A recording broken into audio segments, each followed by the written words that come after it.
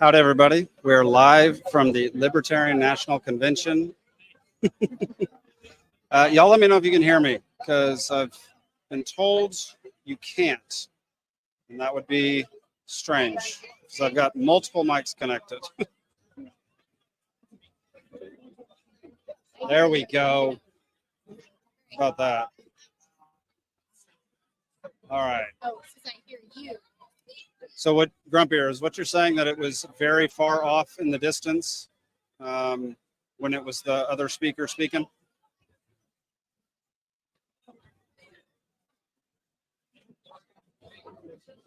Copy that.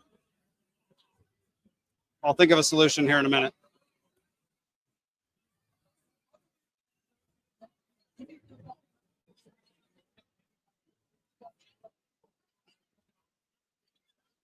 All right, we're now waiting for Donald Trump to come to the stage. It apparently might be a while. He is notoriously late. The crowd is getting very rowdy at the moment. We want Trump! We want Trump! We want Trump! We want Trump! Lots of we want Trumps. So we'll see how it goes. But I've been told that he can be up to 30 minutes to an hour late. So we'll see how that goes.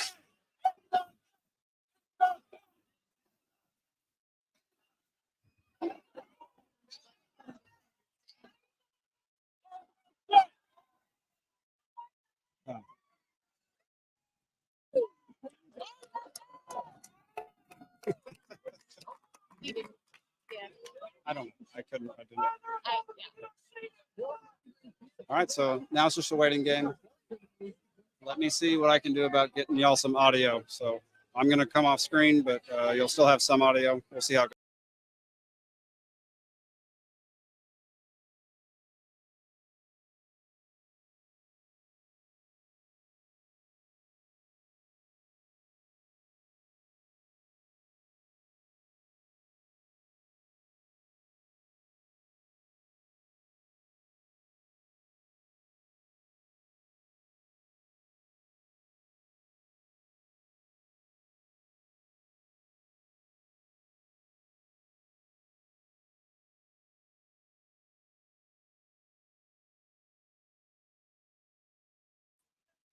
All right, so I adjusted a few things. I believe y'all should be able to hear the stage now when somebody starts speaking. But like I said, it might be a little while before that actually happens. So yeah, it's I've been in here now for 3.5 hours waiting for this thing because they shut down media access about 3 hours ago.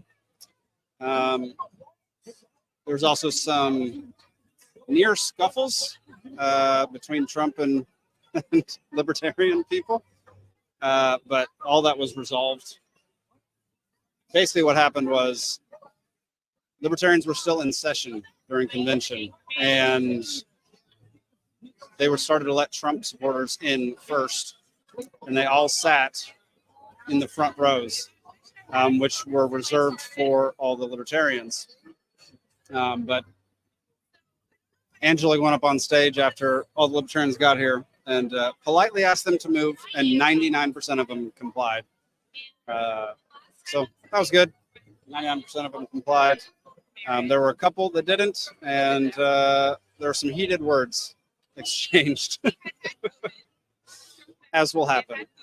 And then, yeah, some chants just back and forth, people yelling at each other. I think what's important to remember is Trump supporters aren't the enemy. It's the state that's the enemy. And if we can get Trump to listen to at least one of our ideas, it'll be worth him coming here. There we go. And we're getting, yeah, we're getting some signs behind us right now. There are tons and tons and tons of Free Ross signs here tonight. And the word is that he is going to announce that he will free Ross. That's the word that I've received. I guess the press was briefed on it. The press behind me, they were briefed on it about 20 minutes ago. So we'll see if that actually happens. But he's supposed to announce that he is going to free Ross Ulbricht from prison, serving 2 life sentences. So that would be phenomenal. Huge win. Just that alone makes it worth him coming here, even if you leave out how much press and attention this convention has gotten since announcing RFK, Trump, and Vivek would all be coming. So pretty excited. We'll see how it goes. I really, really hope the mic works for y'all, because I really want this thing to work. Nick, how have you enjoyed your first Libertarian National Convention? I don't know if I should answer that. So to anybody who doesn't know what goes on at a Libertarian National Convention, it's a crapshoot. You don't really know what's going to happen. You know that we're going to elect certain leaders of our party, and we're going to elect our presidential nominee. Not much else has happened so far. That's And true. it's been 2 full days. Lots of time wasting. Lots of dilatory people making dilatory complaints and dilatory statements, wasting everybody's time, which honestly is how a true traditional convention goes. The Republican and the Democratic conventions tend to be very scripted. They don't really take questions from mics. They don't allow any of their attendees or delegates to actually say things. We allow everybody to say stuff, which, when there are characters, then becomes a crapshoot, and you don't never know what you're going to get. So it is what it is. I don't know. But yeah, if y'all stick around, we are going to come back after Trump's speech. There'll be a slight break while we reposition. We got to move to the tables out back, and we'll have some of the Libations crew on, and we're going to talk about the convention, talk about Trump's speech, give our thoughts, and bring in people from the crowd who are walking by, ask them questions on how they feel about everything that's been going on. So it should be a pretty fun night. The fact that Trump is actually in the building is wild.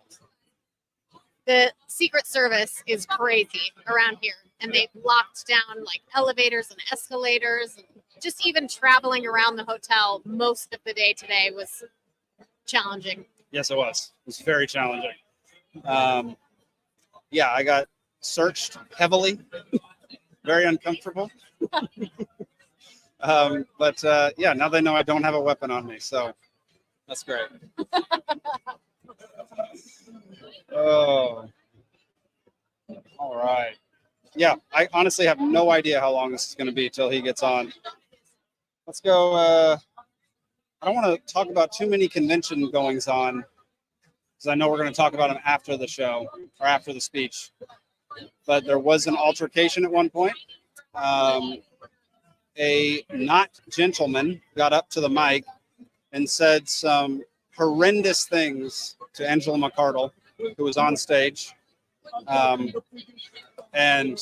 it was egregious. It was extremely offensive. And a guy ran up and shoved him off the mic. The sad thing is, the guy who shoved him was the one who was escorted out of the building. So that was one of the... The guy who was shoved said, "Assault, assault, assault." Yeah, he was also absolutely hammered. And from what I heard, he went to the hospital that night for alcohol poisoning. So might or might not be true. Grumpy, I agree. Nikki needs to be on. I've told her to come on, and she has refused. Hi, Grumpy Gnome. All right, the lights came on, which means Trump ain't coming out anytime soon. So y'all buckle up. We also have a whole line of libertarian folks behind us who are blocking the view of all of the Republicans. So if they don't move, it's not going to be good. It's going to be a lot of shouting. It's going to be a lot of shouting. It's going to be some type of altercation. But yeah, they really got to move, because it's disrespectful to the people who had to sit a little further back. Service addressing something there. Okay, looks like Secret Service is handling something right now. Don't know what it could be. All right.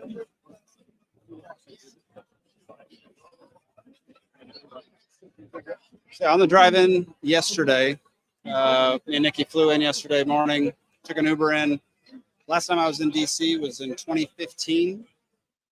I remember that was back when I was a Bernie Sanders supporter.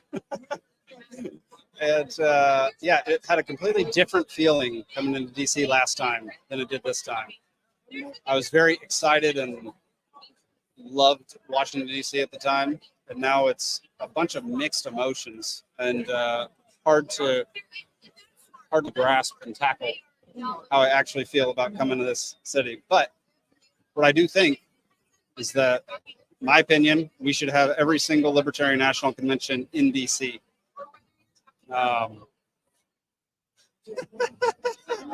Grumpy says Secret Service heard I was in the chat.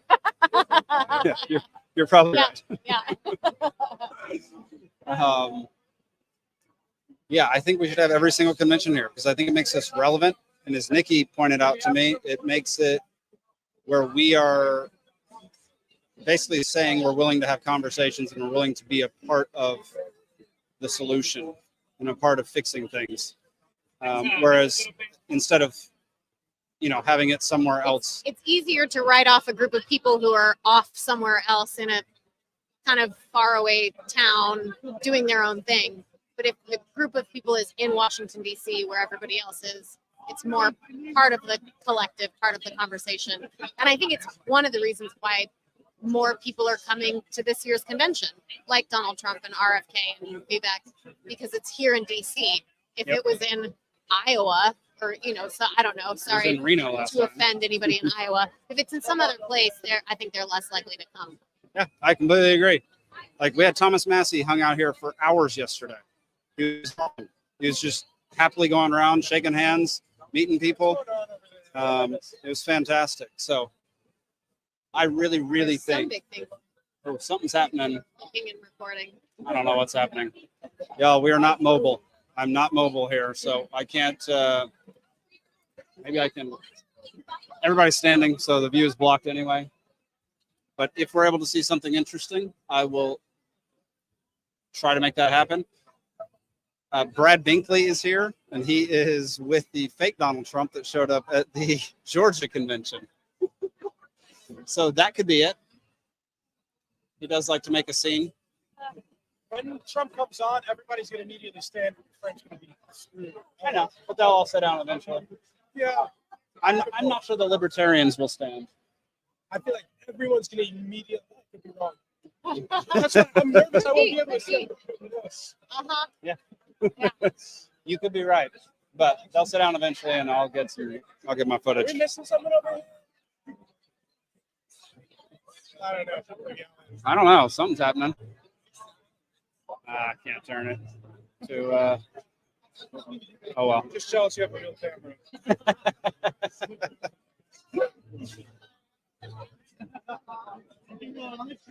Yeah, so I got Timcast right next to me. Timcast Twitter right next to me. Nikki to my right. It's a fun room. It is packed. The line to get in was enormous. It took hours and hours and hours of going through security to get in here. So Yes. yeah, it's pretty. It tested every bit of patience I had. Yeah, which she only has one bit of patience, so it was very quick. I didn't sleep well last night, so my bits of patience are diminished today. Is that true, Grumpy? Next year in Grand Rapids? Is that in Michigan? Why? Why Grand Rapids? That'd be a weird one. Yeah. Here, just so it's not just me on stage, I'll pull up them. Sticker. Getting in my hair. Sticker? My free Ross sticker. Oh yeah, we'll put it on. We'll put it on your badge. My hair. At least it'll be permanent. There we go. There we go. Okay. He thinks it actually is going to be in Grand Rapids, but he didn't know why. Yeah, Grand Rapids seems like a weird choice. I realize it probably was already picked before this convention. But honestly, in my opinion, a push should be made to have every Libertarian National Convention buy property in DC and have every convention here. Because I just think it opens us up to far more opportunities than we had before far more publicity. I think it'd be a massive benefit. Yeah. Yeah. All right, I'm going to pass the mic to Nick. Oh no. I don't know what to say. Tell them, just give them a lowdown about the LNC chair elections. I'm going to adjust the mic up. It was a disaster. Wasn't a disaster. No, it wasn't. It took forever. The laptop is switching. I just go through step by step, exactly like what we did, what happened, and the result. I mean, there were so many steps. Jake wants me to talk about electing the LNC chair. We heard speeches from them, from the candidates. I'm trying to remember all of the steps. I don't even know if I can remember all the steps. We heard speeches. Oh, there was a debate. Yep. That's right. Who do you think won the debate? Oh, Angela won the debate, hands down. Like 3 questions in, it was so clear there just wasn't even a competition. It's like no contest. What does it say in the Fed? And the Fed. And the Fed. You didn't know what to say. Oh yeah, exactly. No, Angela just so clearly won in the debate, like just clearly won. And then we heard there was, I guess, nomination speeches, which were people that could speak on their behalf, or they spoke again. So that seemed weird to me. But a few people spoke on behalf of others. Scott Horton spoke on behalf of Angela, did a nice job. And then other people spoke on behalf of some others. Some people spoke again for themselves. And then we went to voting, which was a note card that you wrote, chair, round 1, your state, and then who you voted for. And you handed them into your state's chair who collected them.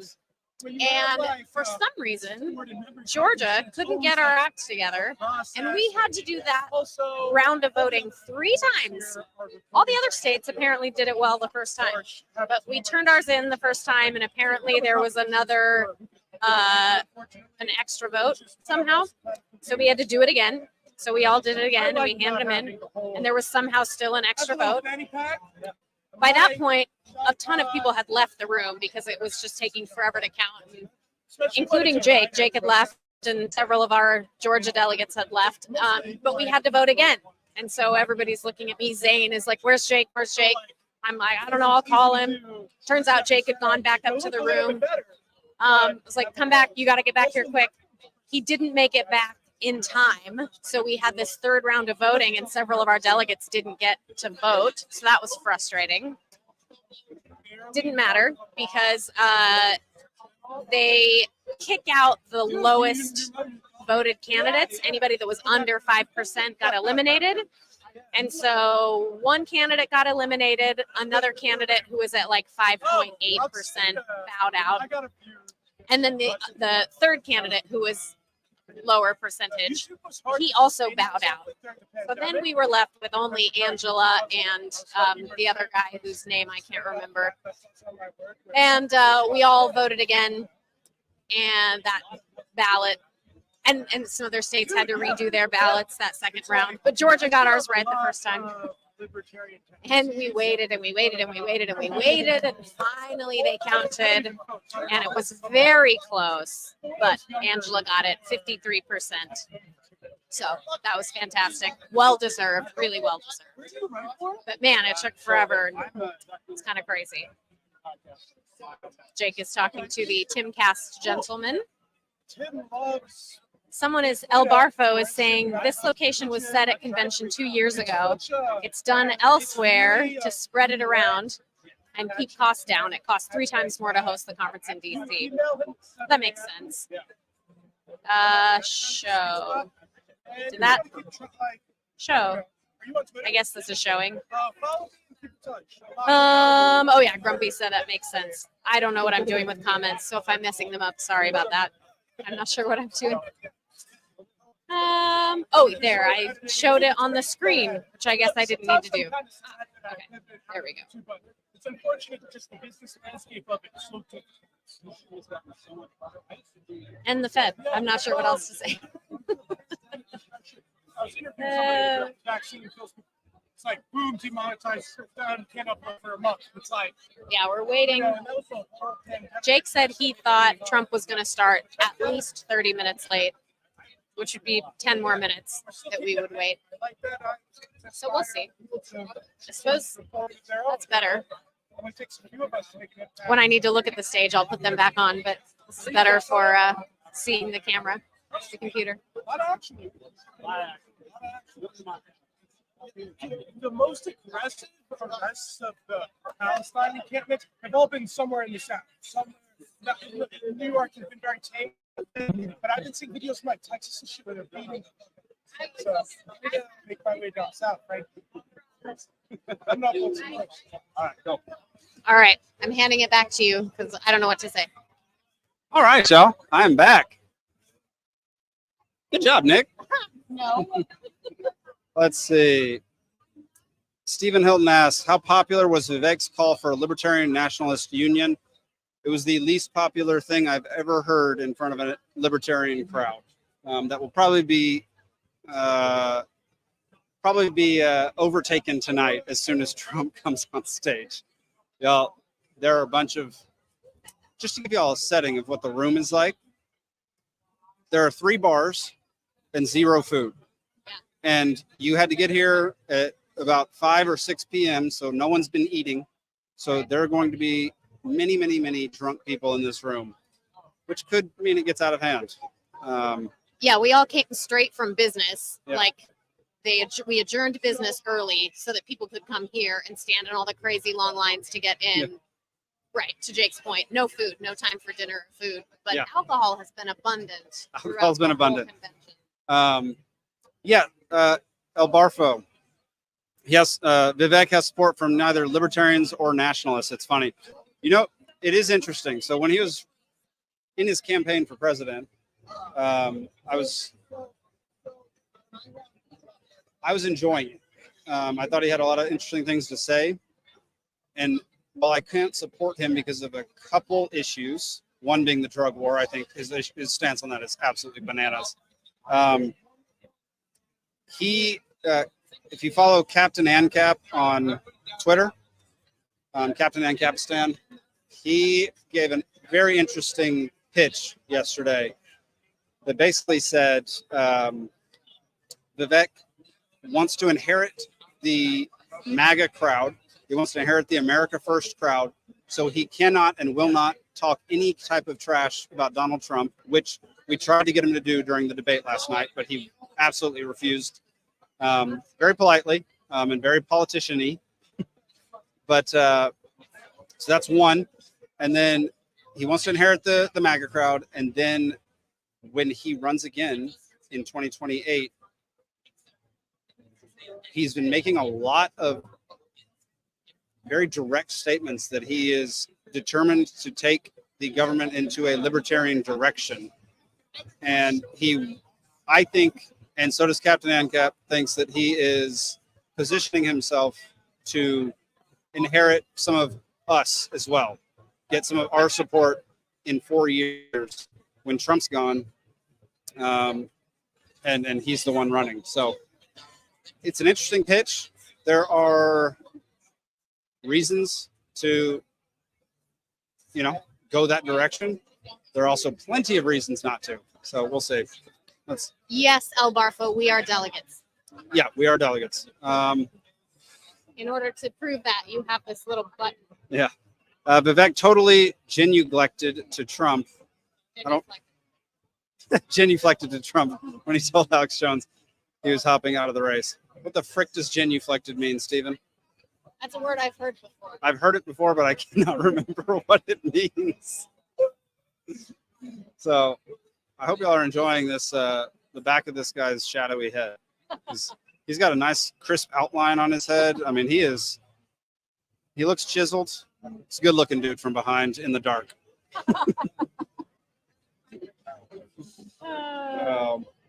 But y'all didn't realize it, but the guy.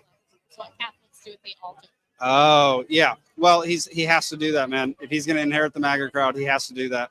And if what El Barfo says, that he doesn't get support from nationalists either, is true, then he's got a long road ahead of him. So if he doesn't have libertarians or nationalists supporting him, that's pretty much the entire America First movement. So he'd be dead in the water. But y'all didn't even know this. I'm not going to bring him on camera. He's doing his own thing right now. The guy sitting next to me works for Timcast, but he used to run the channel Barely Informed with Elad. I don't know if y'all know him, Elad Eliyahu. Friggin' awesome on the ground reporter. I used to follow him back in the day. He is a fantastic dude. And just, yeah, he's one of the reasons that I started paying attention to politics and getting into libertarianism. Some quack, you are correct. Yes, that's the word that we've received, that Trump is going to announce his intent to pardon Ross Ulbricht. So we'll see what happens. And yeah, Hannah, Nikki is on the stream tonight. Hi, Hannah. We're also in a crowd full of thousands of people. Yeah, per usual, Trump is now 25 minutes late to his own speech. Lights keep coming on and going off. I have no idea what is going on. They don't tell us jack squat. No one's been on stage in 30 minutes. So it's just not much I can tell you at this point. And again, I have no idea if y'all are going to be able to hear the audio that I have. I'm hoping they turn Trump's volume up because the last speaker was very quiet. So I'm hoping Trump grabs that mic and sticks it close to his mouth. All right, some quack. Thank you for the update. C-SPAN has an 8:30 start time posted now. Good to know. Good to know. So hopefully within the next 5 minutes, we'll be live. It'll be great. A lot of mixed feelings in the room, I will say. A lot of mixed feelings. El Barfo, has there been as much drama about seating as I've heard? Yeah, there's been drama. Not as much as you would think. The MAGA crew had to be reseated, and a few of them didn't like it, but about 98% of them complied. No problem. So, and yeah, it'll be on C-SPAN. So I hate to do this, but if you cannot hear the audio from my feed when Trump starts speaking, go on over to a government website or government channel and catch it on C-SPAN, because that's where it's going to be.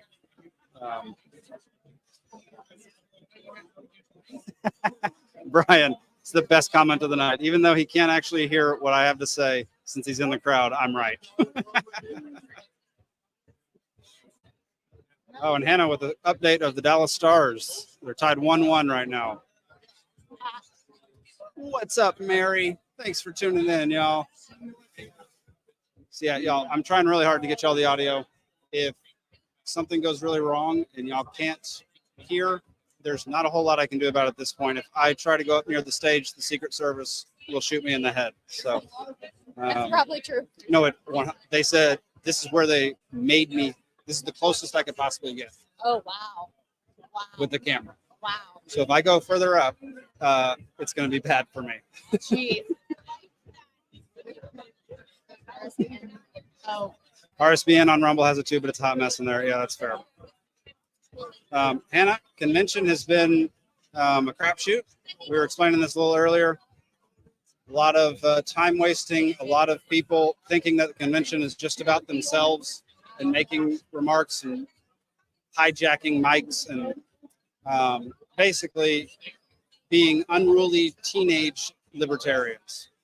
They're just, it's a bunch of children, which is annoying because, like, I'd say 80% of the crowd is respectful and under control. And then there's 20% that just ruin it for everybody else, which I guess is kind of a good microcosm of society in general.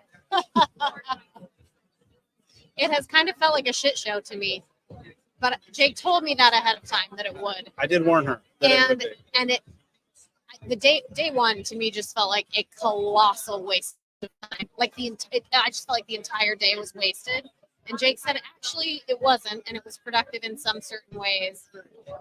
I did not understand it because it just felt like a huge waste of time to me. Yeah, despite this guy's head, it is a cool perspective. Dude, I'm telling you, good looking dude, you know? Like, he doesn't know it, but he is getting all the screen time right now. He's fantastic. I don't know why he's still standing. He's just chatting with his buddy right next to him. I think because the chairs are so close together that, like, if everybody's sitting in their chairs, you're like this with the person next to you. Yeah, that's fair. You're very squished. Yeah. It's much more comfortable to see. That is very true. Very true. Yeah, props to his barber. We'll go ask him who his barber was towards the end. Yeah, so I said it earlier, just want to inform everybody who's watching, after Trump finishes speaking, we will put up this graphic, at which point we will go set up in the back, gather the rest of the Libations crew that are here, and do an actual commentary where you can actually hear us on Trump's speech, on convention in general. We're going to pull in folks that walk by. I think Dave versus Goliath might be tuning in or might be coming by. We're going to try to pull in people like Derek Bros, people like Toad. Might try to pull in Clint Russell. Just a few of the folks that are here at the National Convention. So we're going to try to pull in as many awesome people as possible. So make sure you stay tuned after Trump speaks. I know that that's probably the main event. That's probably the reason most of y'all are tuned in, not to hear us ridicule half of what Trump has to say. But yeah, I think it'll be an interesting conversation, and it'll be fun with a lot of different people. Yeah, I'll send her a message right now. Yeah, I'll send that to her. Yeah, y'all, if y'all don't follow Dave versus Goliath, that dude has some of the best clips on the internet. He's been here all weekend wearing a vest that says not a Fed. He's been a legend here. He's been hanging out with Rechtenwald quite a bit. So he is clearly a Rechtenwald supporter. We had 3 folks address the crowd earlier, 3 Libertarians address the crowd earlier. One was Michael Rechtenwald, who had a very rough start. He was heckled at the beginning, and one of the comments apparently was very offensive and stopped him in his tracks and took him a minute to catch back up. But he caught back up, and it was fine by the end. Clint Russell came in, gave a very quick speech, great speech, fantastic. And then Dave Smith gave by far the best speech that's happened at convention so far, especially with 2 completely different groups of people in the audience. He was able to vocalize exactly what we have in common and calm everybody down and get everybody cheering together. And it was beautiful. He is so good at that. It is completely unfortunate that he is not our candidate.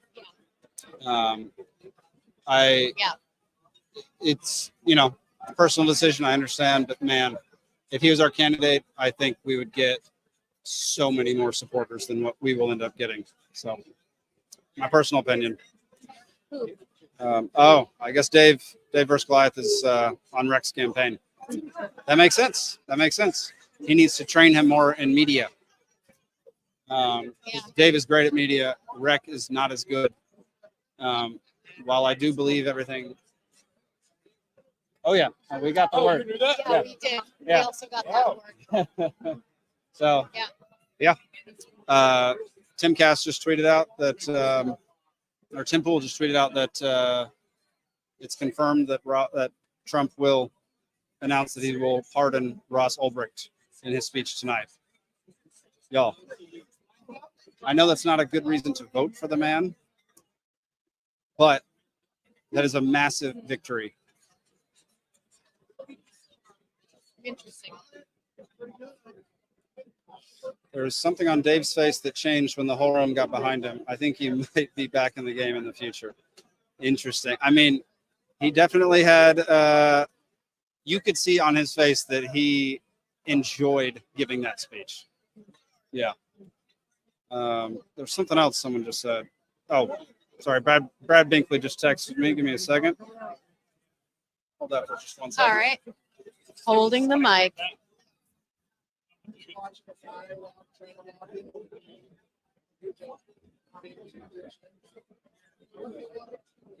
Brad wants to know what is going on with the delay. Jake is giving his thoughts that it's just Trump who does this all the time.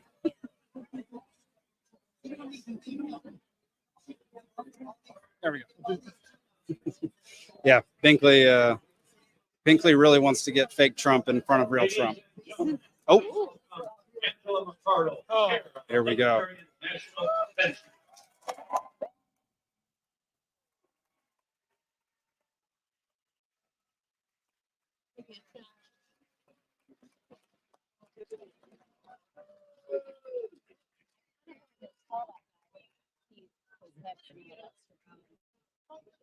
Sit down.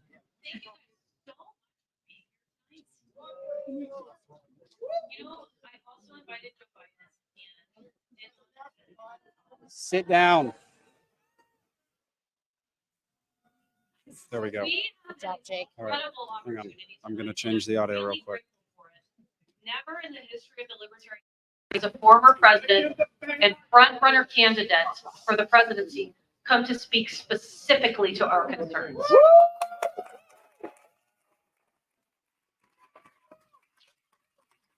Thank you all for making history with us. I want to continue this trend, so let's work towards that. I really appreciate you all. And without further ado, I would like to welcome to the stage the 45th President of the United States, Donald J.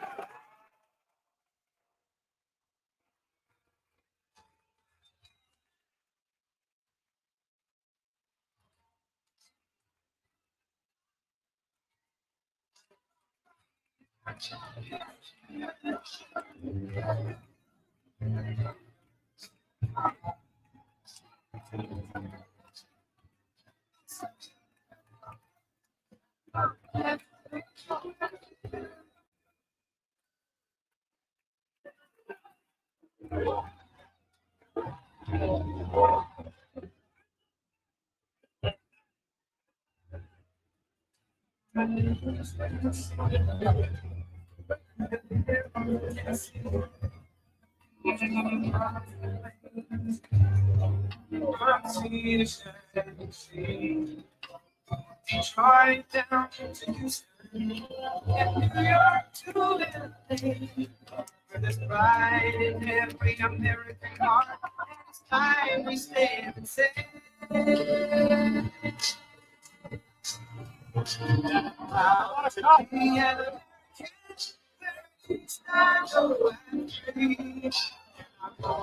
get the men who died. To be next to you, defender still today. 'Cause there ain't no doubt I love this land. I love you with me.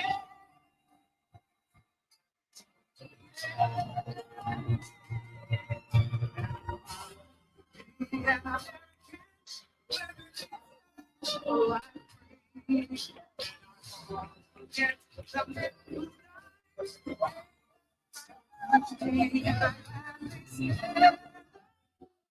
and next to you, independent still today. But there ain't no doubt.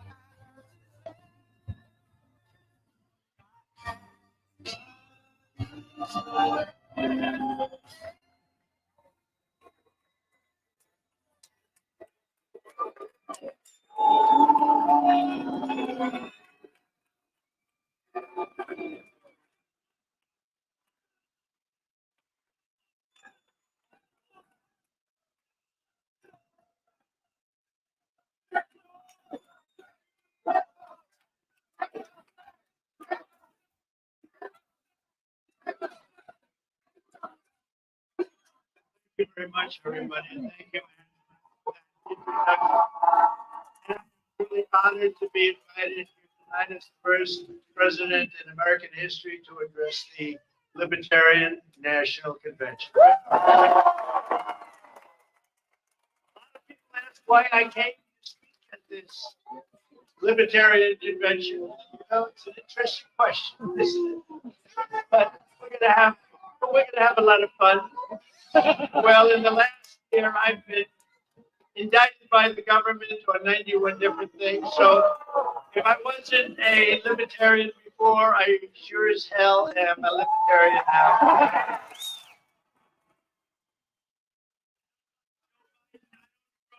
In jail for disagreeing with me. I want to thank people that have been really outstanding, and they are great libertarians and great people. Ambassador Rick Varnell, Senator Mike Lee, Cash Patel, Senate candidate who's going to win from Virginia, Hung Cow. We also want to pay our deepest respects to the two young missionaries from Missouri, Davy and Natalie Lloyd, that were viciously killed yesterday in Haiti. It was a horrible thing, and I just want to pay our respects to their families. They're great families, incredible people, and it's a very, very sad moment. It happened. It was so horrible. So, Davy and Natalie, please, thank you very much. I'd like to express my gratitude to all the fierce champions of freedom in this room. You are champions of freedom. I'm here to talk to you about the rise of left-wing fascism in the country and to need to defeat the corrupt and incompetent tyrant in the White House, crooked Joe Biden, the worst president in the history. He's the worst president by far in the history of the United States. In fact, I would say that Jimmy Carter is very happy tonight because he goes down as being a brilliant president by comparison. Everyone here tonight believes that we must fight for the same fundamental freedoms: freedom of religion, freedom of the right to own a firearm, and freedom over taxation.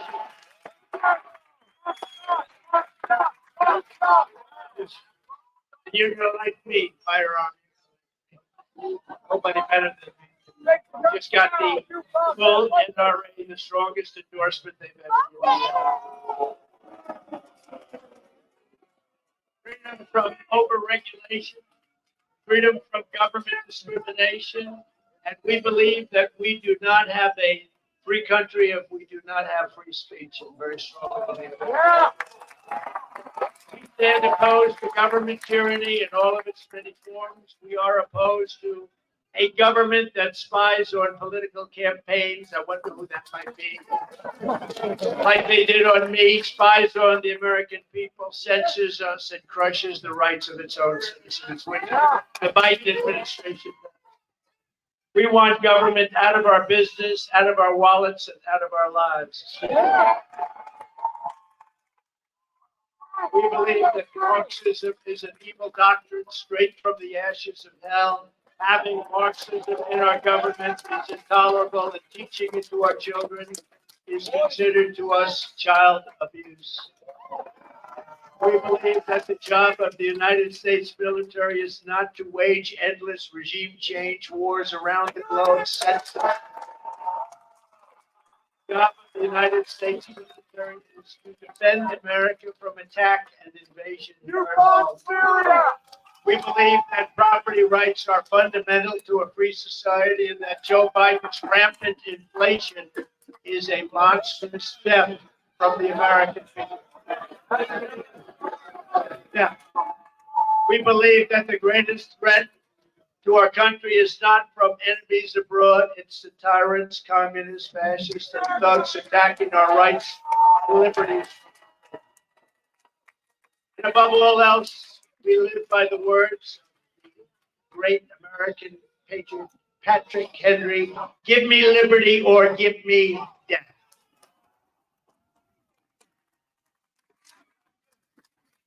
Our rights and freedoms have never been more in danger than they are right now. That is why I have come to extend a hand of friendship to ask for your partnership to defeat communism, defeat Marxism, and defeat crooked Joe Biden, who is destroying our country. He's destroying our country. We can be libertarian or anything else. This man is destroying.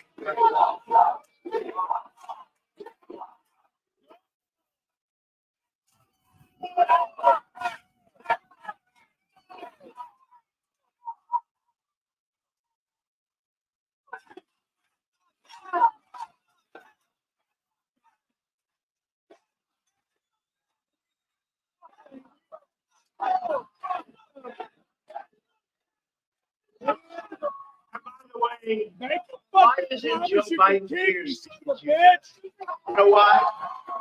Why is it? Because he can't put the census together.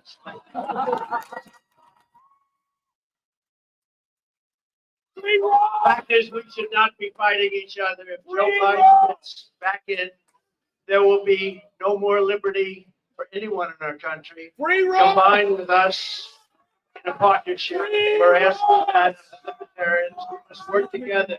Combine with us. You have to combine. We cannot get Joe Biden.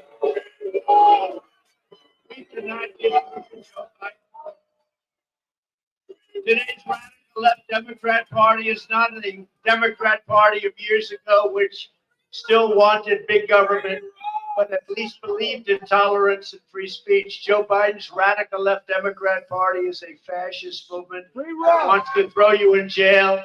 If you post a meme they don't like, they want to throw you in jail if you do something that isn't quite to their liking. What you're witnessing under Biden is a toxic fusion of the Marxist left, the deep state, the military-industrial complex, the government security and surveillance services, and their partners, all merging together into a hideous perversion of the American system. That's exactly what the fact is that Joe Biden is a threat to democracy. My mission is to liberate our nation from these fascist thoughts, to rescue our democracy, to restore our republic, and to evict crooked Joe Biden from the White House so that America can be a free nation once again. He is the worst. The Biden regime senses its credit, buys in its opposition, takes away the bank accounts of U.S. citizens as an extra form of punishment, persecutes Christians and patriotic parents, and is currently trying to put the leading candidate for president in jail. That happens to be me. While imposing a strict gag order in order to keep me from talking about their crimes and their unconstitutional acts. They want to get rid of the First Amendment, the Second Amendment, the process, the right to a fair trial, and the right to counsel, all the while pushing wealth confiscation and waging endless and unnecessary wars all over the globe. Anyone can talk about defending freedom, but I've actually put everything on the line to resist.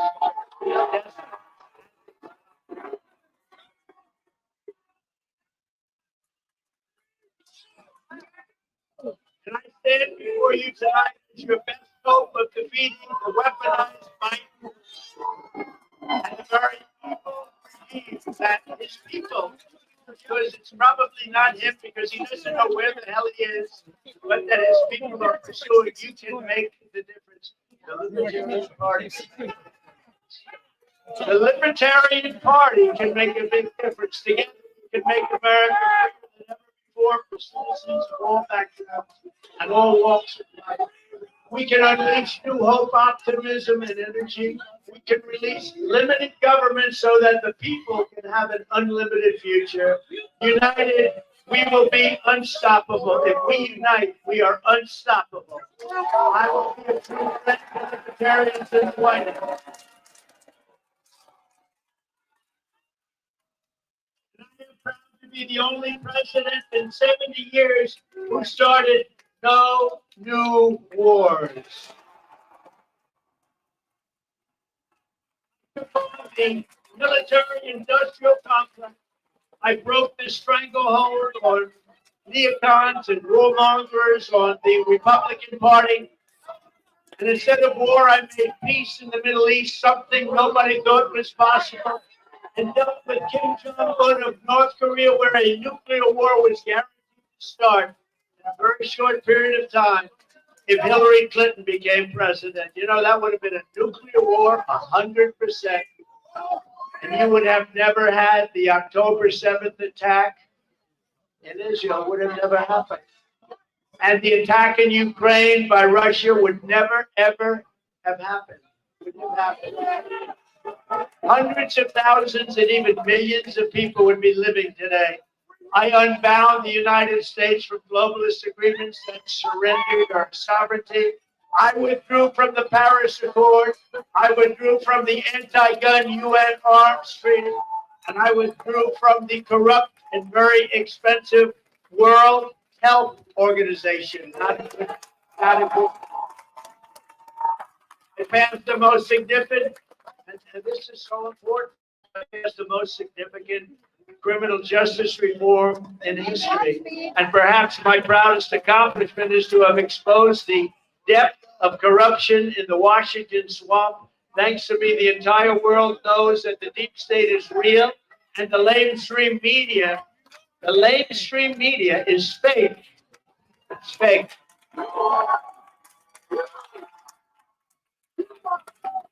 A great libertarian, who may very well be in the room right now, I believe, but he's a great libertarian, Leroy Murdoch, who I've become friends with through his writings in the American Spectator and numerous other places, wrote an article yesterday in which he mentions just some of the things that make me a libertarian without even trying to be one. That's nice. So, Donald J. Trump will address the Libertarian Party at its national convention on Saturday. The Libertarian Party should nominate Trump for president.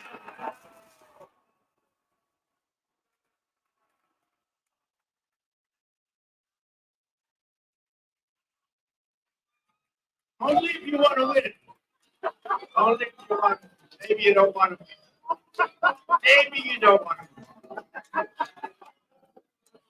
Thank you, D-Rod.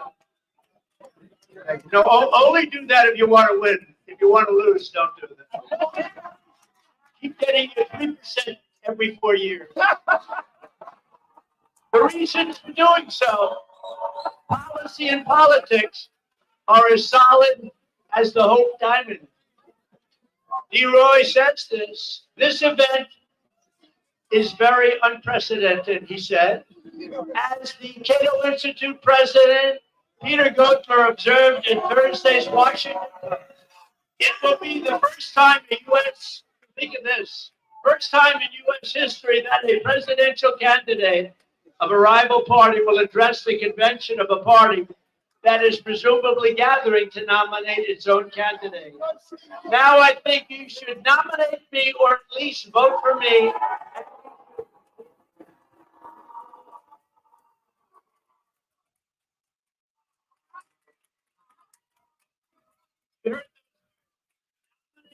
Vote for me.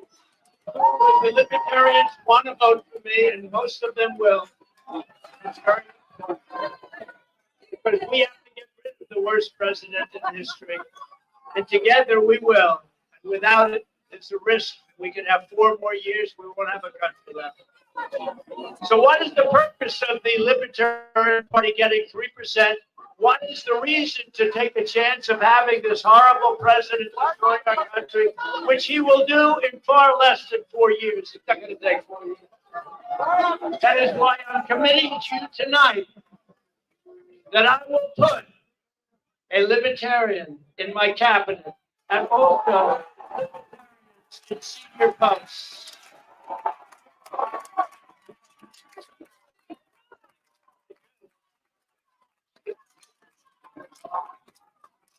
That's pretty big. Or you can keep going the way you have for the last long decades and get you 3%, and beat again, get another 3%. No, you want to make yourself winners. It's time to be winners. You have a lot of common sense. Right? So I'm asking for the liberation. Well, think of it. I'm asking for the Libertarian Party's endorsement or at least lots of your votes, lots and lots of Libertarian votes, based on my 4-year very outstanding presidential record. Much of my record is as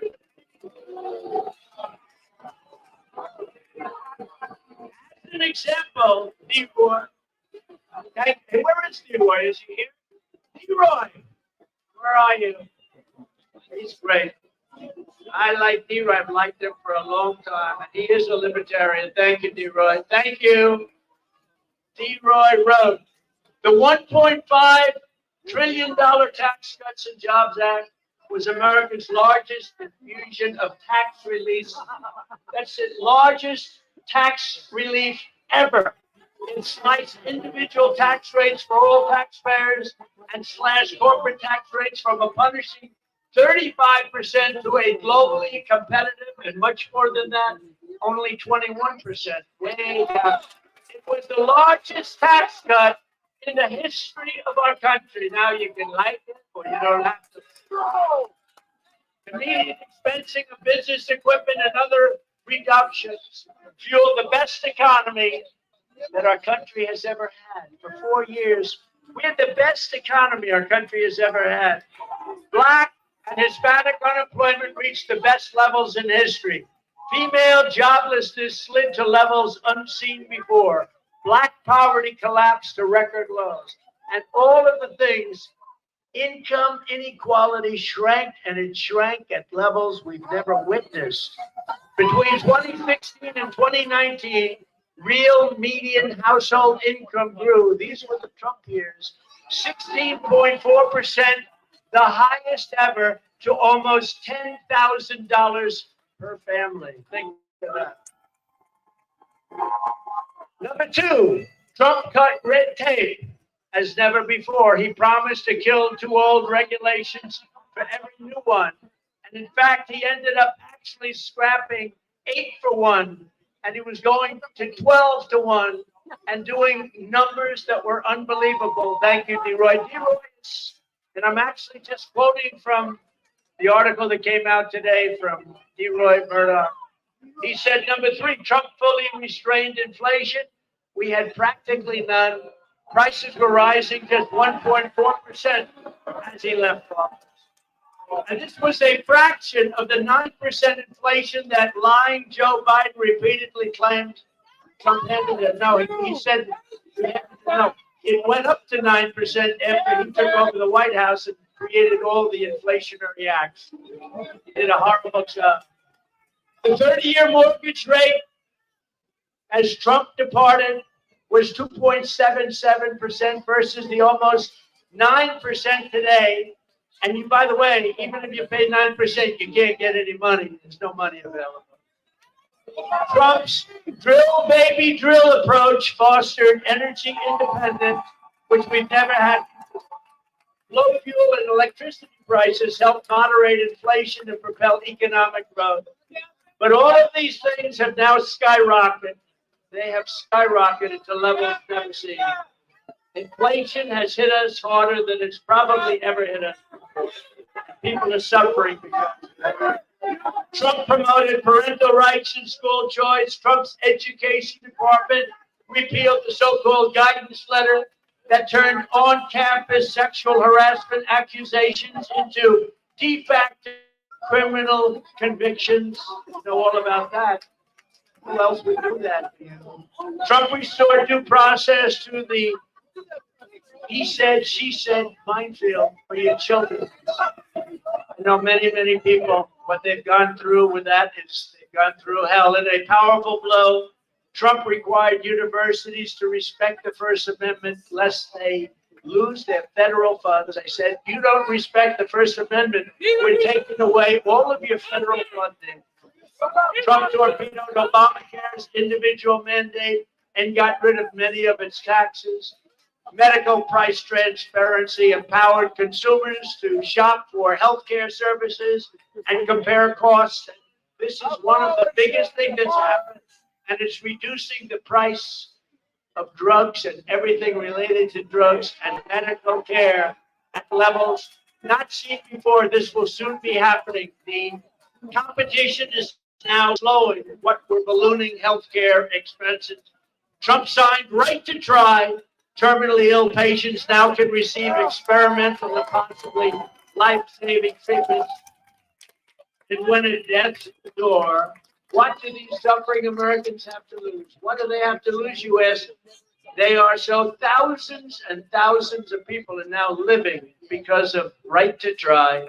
Trump nominated some 300 constitutionalist federal judges, a record, including a seldom seen 3 Supreme Court justices in one presidential term. Very rarely seen before, if ever. Trump canceled and defunded federal diversity, equity, and inclusion programs and other state-funded racism schemes. The VA Mission Act, which Trump signed, lets military veterans receive federally funded medical care in the private sector if delays prevent their treatment in VA hospitals. In other words, if they're delayed, they can go out and get a private doctor. We pay the bill. They go out, they get a private doctor, they get better. People were waiting online for 2 months, 3 months, 5 months, 6 months, and not anymore. Trump signed a measure that streamlined dismissals of federal bureaucrats who abuse America's beloved veterans. He got NATO countries to pay hundreds of billions of dollars more for their protection. The only president who did so and substantially reducing what we were forced to pay. We got them to pay other nations to pay hundreds of billions of dollars that they weren't paying. No other president was able to do that, reducing very substantially what we pay. During the Trump administration, we had peace through strength, no wars other than the complete and total destruction of ISIS. And Roy ends by saying that most libertarians would say this is a non-exhaustive roster of accomplishments like no other, that it truly shines. So again, DeRoy, thank you very much. DeRoy Murdoch, I appreciate it. We could not have written that better. And as you say, there were many other things we did that were quite libertarian also. So I want to thank you very much. That was a great article. Thank you. DeRoy Murdoch. When I return to the White House, we will break the deep state grip on our democracy once and for all. I did far more than any other president in that regard. As an example, I inherited James Comey, a terrible, terrible person from the Obama administration. And very early on, I fired him and lots of others at the FBI. In addition to thousands and thousands of corrupt and unnecessary people throughout our government. And now we are going to finish the job. We will root out the sickness that has taken over our Justice Department, our FBI, and other agencies. Our goal will be nothing less than the rebirth of fair, equal, and impartial justice under the constitutional rule of law. Since the day he took office, Joe Biden has worked to persecute political dissidents, including conservatives, Catholics, and other Christians and opponents of his weaponized state. Right now, the Biden DOJ is trying to put Christians in prison for 11 years for the crime of singing hymns. The moment I win the election, I will appoint a special task force to rapidly review the cases of every political prisoner who has been unjustly persecuted by the Biden administration, so that I can sign their pardons or commutations on day one.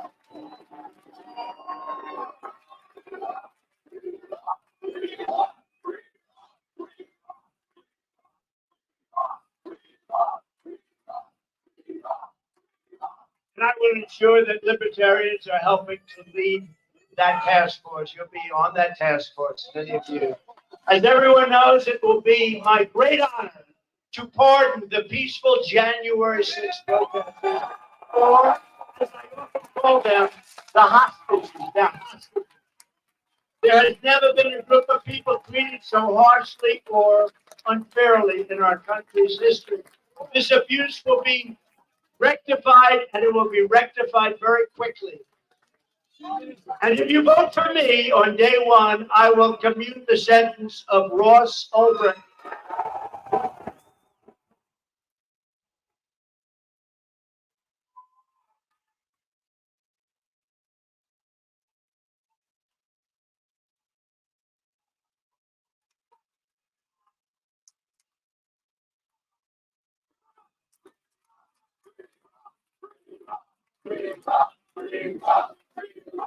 He's already served 11 years. We're going to get him home. I'm proud that I have put forward a detailed plan to smash the censorship and industrial complex and restore free speech. On day one, I will sign an executive order banning federal agencies from colluding to censor the lawful speech of American citizens. And we will remove the rogue bureaucrats who conspired to take away your First Amendment freedoms. We will do that quickly. I will once again slash a record number of liberty-destroying regulations. I will stop Joe Biden's plan for the largest tax. He is going to give you the largest tax increase in the history of our country. And I will make the Trump tax cuts the biggest in the history of our country. We will make them permanent tax cuts. We will also stop the massive Biden inflation tax, a stealth tax by which crooked Joe Biden is printing trillions and trillions of dollars and plundering it for the cronies and political friends that has got all over Washington. And we will cancel the Green New Deal, which is the Green New Scam. It's a big scam. We will terminate Crooked Joe's insane electric vehicle mandate. We're going to bring your energy costs down by 60 and 70% because we will drill, baby, drill. We will eliminate illegal government discrimination, return to a society based on individual rights and individual merit.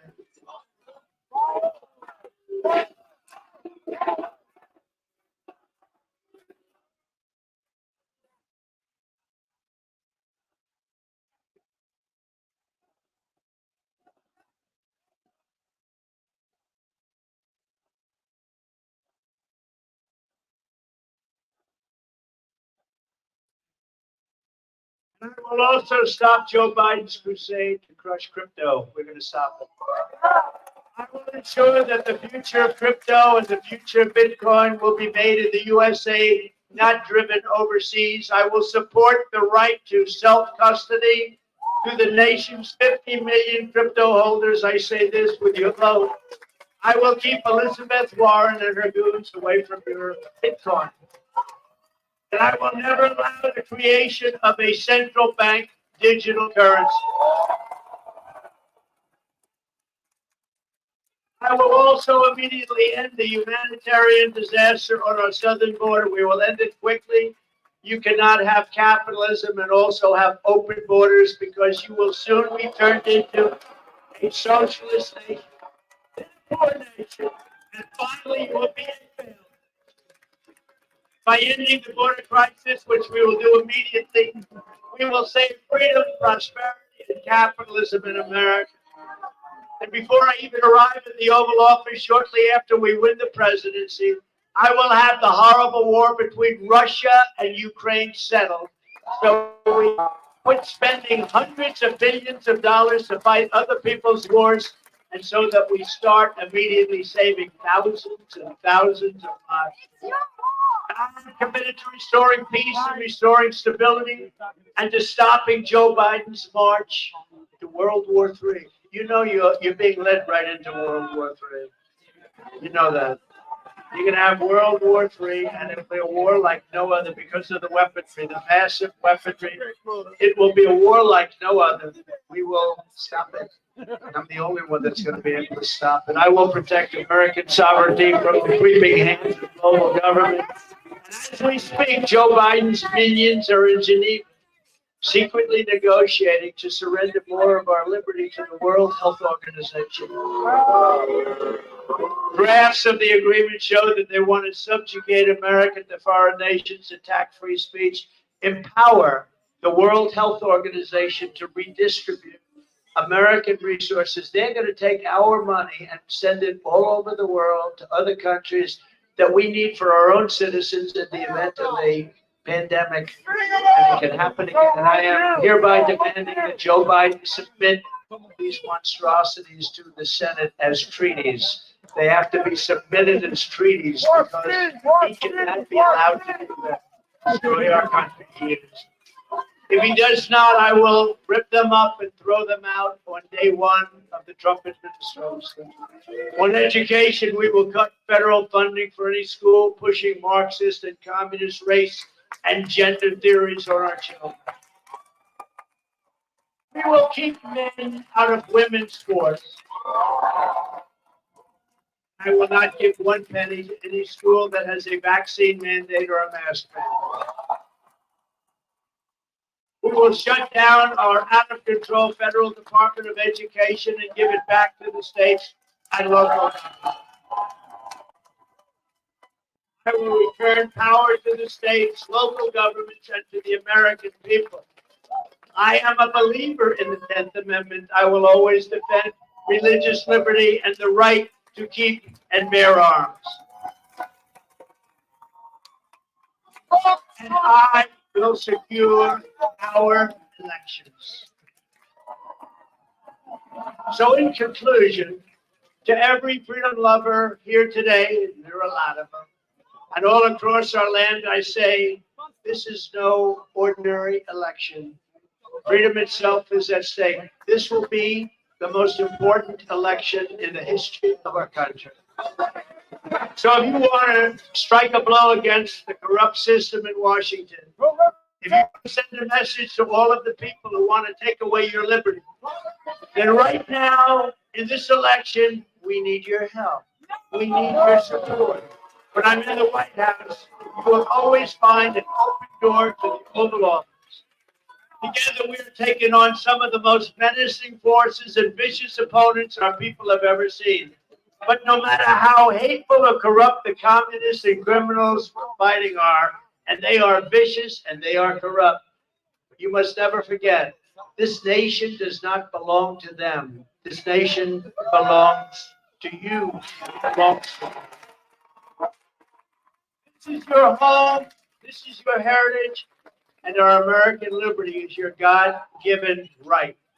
2024 is our final battle. With your help, we will demolish the deep state. We will expel the warmongers from our government. We will drive out the globalists. We will cast out the communist, Marxist, and fascists. We will throw up the sick political class that hates our country. And we will drain the swamp, and we will restore and rescue our country from these tyrants and villains once and for all. Ladies and gentlemen, the great liberation of America begins on November 5th, 2024. It will be the most important day in the history of our country. And the forgotten man and woman will be forgotten no longer. I want to thank you. I want your support. And again, you can either nominate us and put us in the position or give us your vote. I would say nominate or give us your vote. But we want libertarian votes because you stand for what we stand for, and don't waste a vote. And don't allow the worst president in the history of our country to come back and do the final destruction of America. Thank you very much, everybody. God bless you.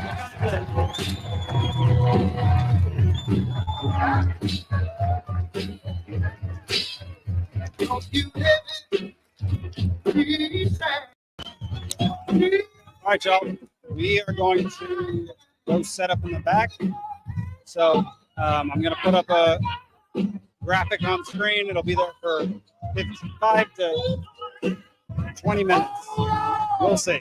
I don't know. All right. Thank y'all for watching. We'll be back in just a few minutes.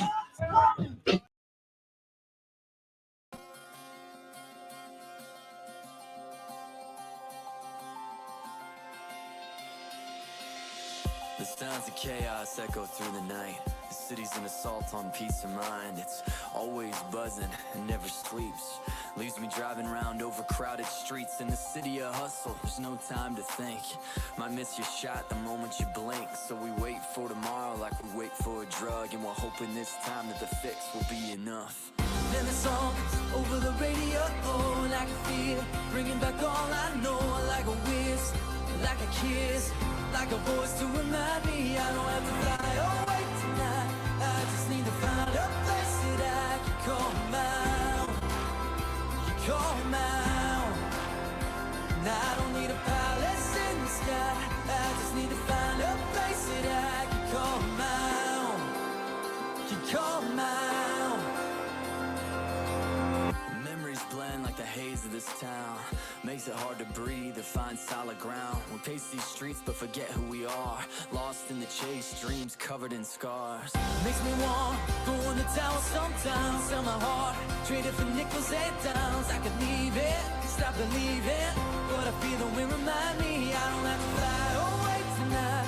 I just need to find a place that I can call mine. Can call mine.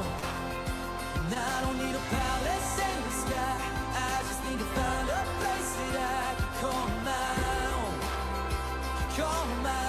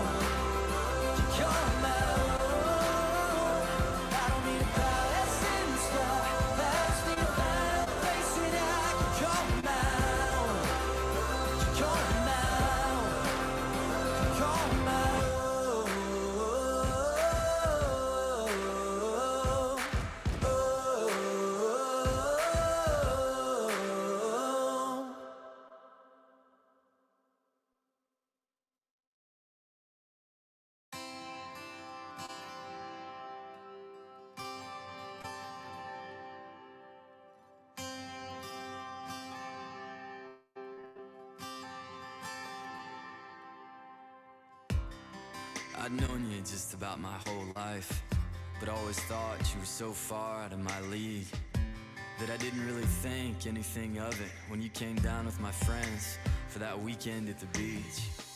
We spent the whole day in the water and the sun. You got a tan and I got burned. And as the celebration started that evening, you came up next to me. I was barely breathing. On the 4th of July, without a cloud in the sky, with the waves crashing on the coast, and through the summer heat, I felt a chill over me when you grabbed my arm and leaned in close.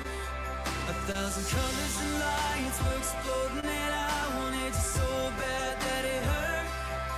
You looked me straight in the eyes, took my world by surprise, and kissed me underneath the fireworks.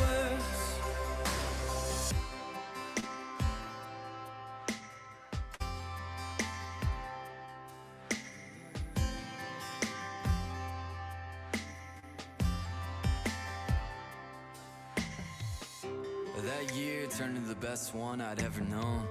We both fell in love, and it kept on growing. I thought for sure you were the one, so to make you proud, I started looking for a ring, started planning how. Then something happened, I felt you pulling away. I never understood it, you never really explained. So I thought I'd take you back to where it all started, and never guessed that's where I'd end up broken hearted. On the 4th of July, without a cloud in the sky, with the waves crashing on the coast, and through the summer heat, it felt a chill over me when you grabbed my arm and leaned in close. 1,000 colors and lights were exploding, and I wanted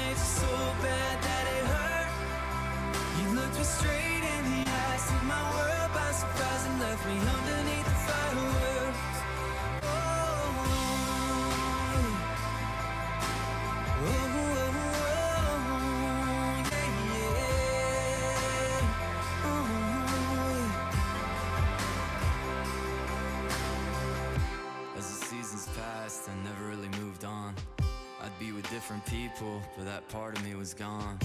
So years later, just to wallow in the past, I took a trip to that same pier with a whiskey flask. Standing there, sipping fire and memories. Bottle rockets lit the sky, but what made me blink was from the distance, like a ghost or a dream. I saw you walking up the beach and walk right up to me. On the 4th of July, without a cloud in the sky, with the waves crashing on the coast. And through the summer heat, it felt a chill over me when you grabbed my arm and leaned in close. 1,000 colors and lights were exploding and I wanted you so bad that it hurt. You looked me straight in the eyes, took my world by surprise and found me underneath the fireworks.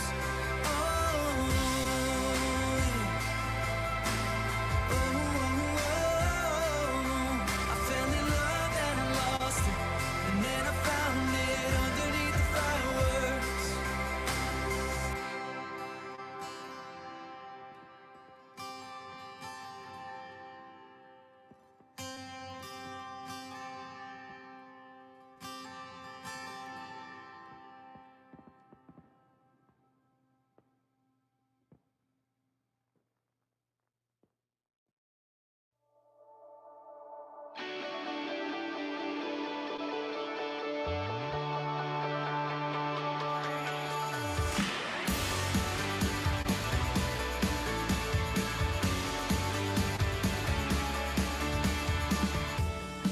When you move, there's a freedom from your hips up to your eyes.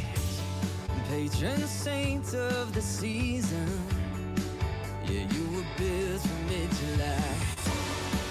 You got the glow of the sunset, you got the rush of the ocean waves, burning high like it's wanted. You make it feel like summer again.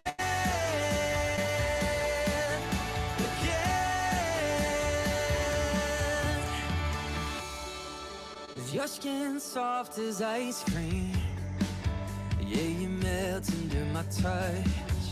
And with your kiss strong as lightning, you got me falling right back in love. You got the glow of the sunset, you got the rush of the ocean waves, you're burning high like it's wanted. You make it feel like summer again. Again, you make it feel like summer again. Again. And we both know that it's probably not gonna last forever. In the blink of an eye, May turns into September. When we look back at all the things that we could remember, I want to remember you, and then I'll feel it again, and then I'll feel it again,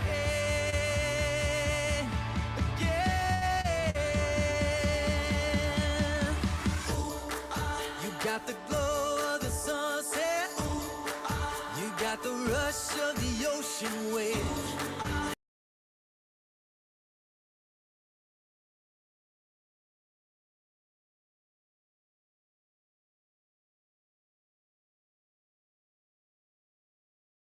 Little here.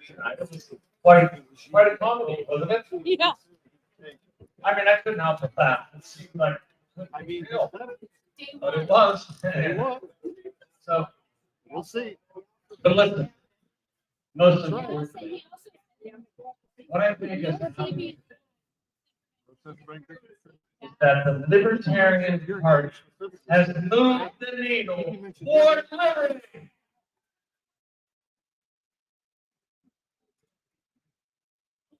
We are seeing chinks in their armor. We are exploiting those chinks. We will practice tyranny. We will do it one blow at a time. We will do this. He stood on chairs and has this big, it's like no tire. I don't have a particular Oh, that was. Perhaps We saw it on the. Yeah, So he yeah. I think even my hair is better. yeah. I was like all the way up front. And they were just trying to get in here. He said, "What the-" You know the answer. We implore all the foreign statism.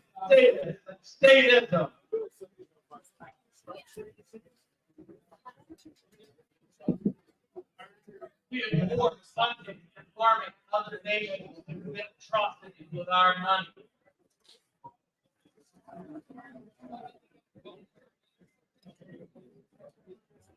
We implore the endless printing and creating of money out of thin air as the Federal Reserve to totally devalue our dollar and drive people into misery.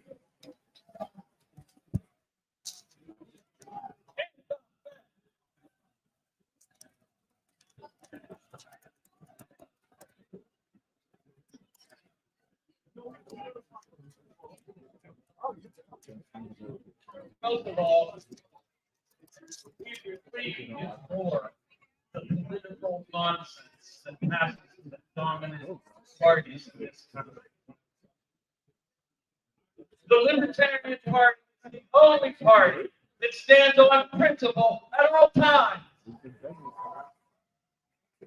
have the only principle view of war, of property, of rights, and of all the freedoms that we enjoy. They all are completely comprehended in the libertarian philosophy and political party.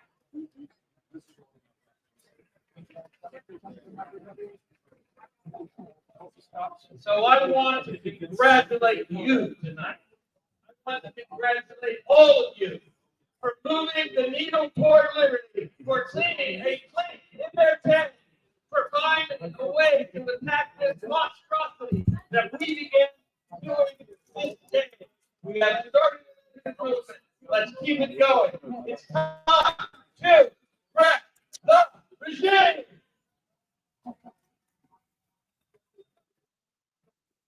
We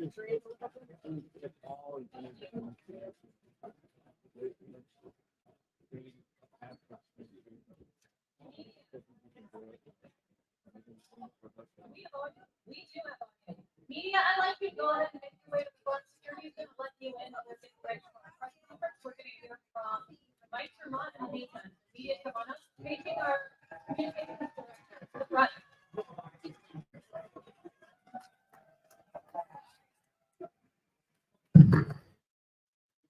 Was the case all over on fire just now or what? Anyone in here?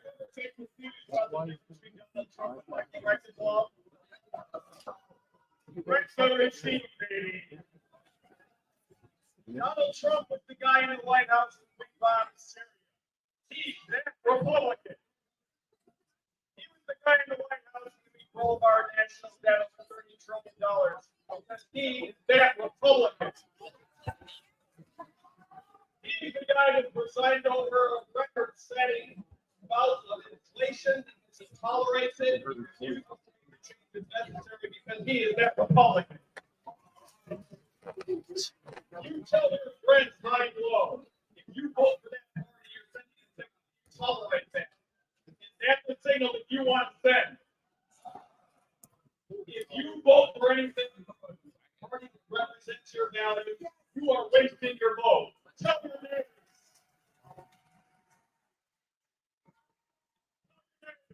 If you want change, you vote for it. If you want Joe Biden, you vote for that. If you want that Democrat, if you want that Republican, it's right there, baby. If you want the real thing, come full to the Libertarian Party. Thank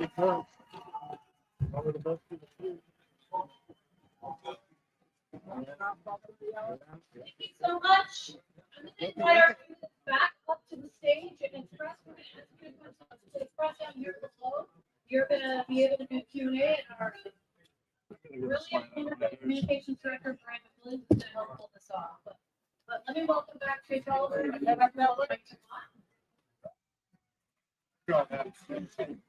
I apologize, we're sharing one night. We're gonna let Brian get press settled, and then we're gonna jump in.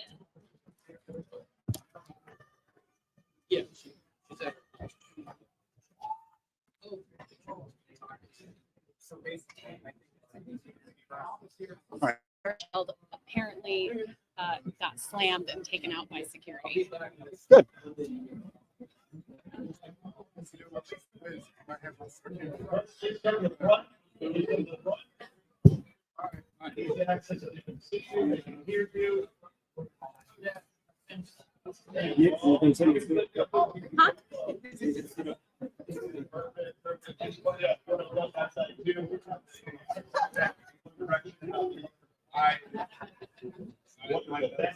So I'll ask you to go one question at a time for candidates. I'd like you to ask the same person candidate you'd like to speak with.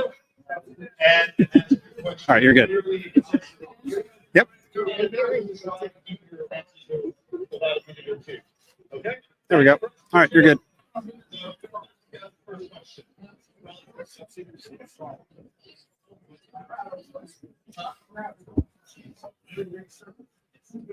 We're inviting all press to go up to the front in front of the stage for the Q&A with candidates. I got you. Thanks, Mike.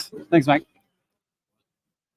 What? The question from Politico is, what is the response to Donald Trump asking about the Libertarian Party getting 3% and why they should vote for yes?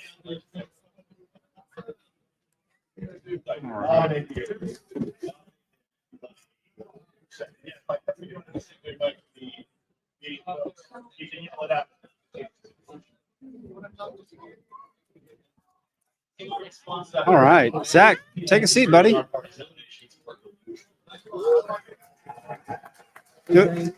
Scoot. We need to scoot over there. There we go. All right, everybody. Thank y'all for sticking around. We're going to start chatting here in just a minute, so give me 1 second. If Donald Trump thinks that he can come here to our house in our nomination, he's got another thing coming. And I think Chase Oliver's on stage right now talking. If you want to be a real libertarian running for president, I think you can let us know right here, right now. That's exactly what I thought.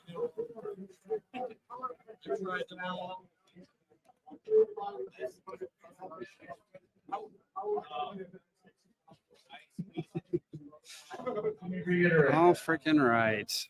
Let's see here. Get this audio up and running, y'all.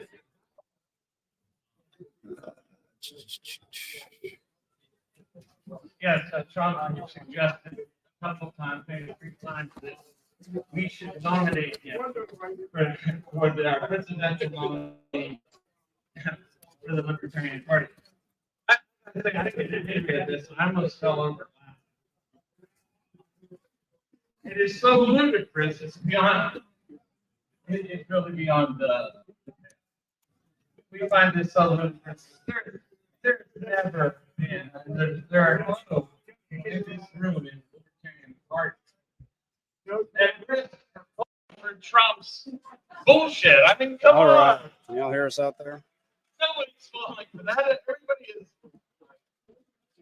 It's hilarious. But listen, I've got my rabbit eye hat. As I said, I love it. I love it. We forgot to mention this episode of Liberty Libations is sponsored by Rabbit Eye Wine. that's what we have accomplished. All right. And we will continue to Almost there, accomplish y'all. these Almost. steps toward liberty every day for as long as we live. I trust you. That's right. We've been leaving our phone chargers everywhere. They're there when they come back. I'm not here to bash Trump. I'm here to run against Trump. I will stand as a beacon of our movement and our party. Less than ideal. I take out paper tigers like Trump, or I'm out figure exercising. But I don't really. Sometimes, Rex. I Sometimes. mean, it's so easy. It's really kind of redundant to do. Anyway. All right, I'm gonna wrap it up. Man. We did something momentous today. Let's not forget it. Let's build on it. Let's continue to build a movement for liberty. How many Together times did we mention will Afro Man on our reach. Daggum podcast? Yeah, enough. I think you got plenty of answers. You want to move on to the next one? I mean, you're thrilled to release Bobby Kennedy, and All you right, can see all the right. line of this. We have no interest in him, so why would we have an interest in a guy who had 4 years to demonstrate something he just can't do? Yes, sir. Good looking bad shirt.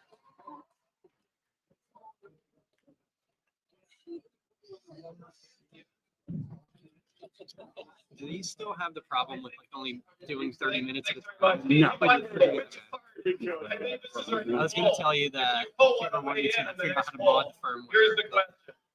No, no, these are DSLR. Which part of Trump's speech pissed you off the most? I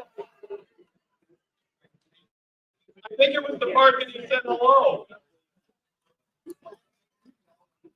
Well, I have to admit it. There's two things that are really important here. The first one is that he said, well, I've been indicted as a libertarian. That's,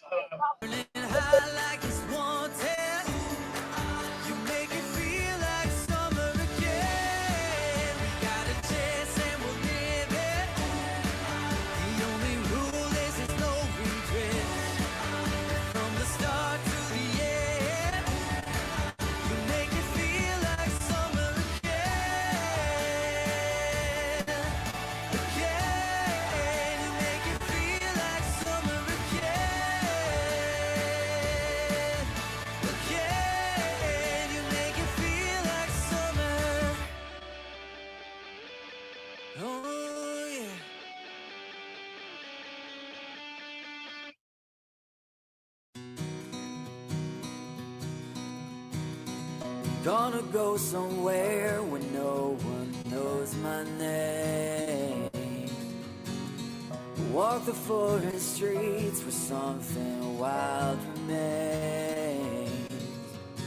Take the long way, learn the hard way. Easy is nobody's friend.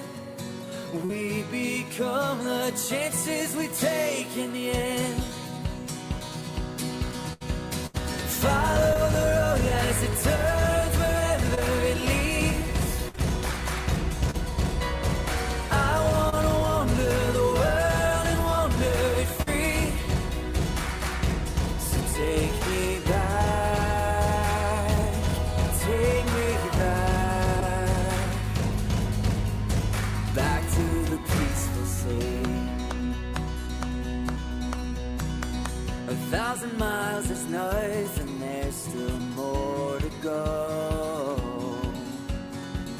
I won't be one of the fools who never know.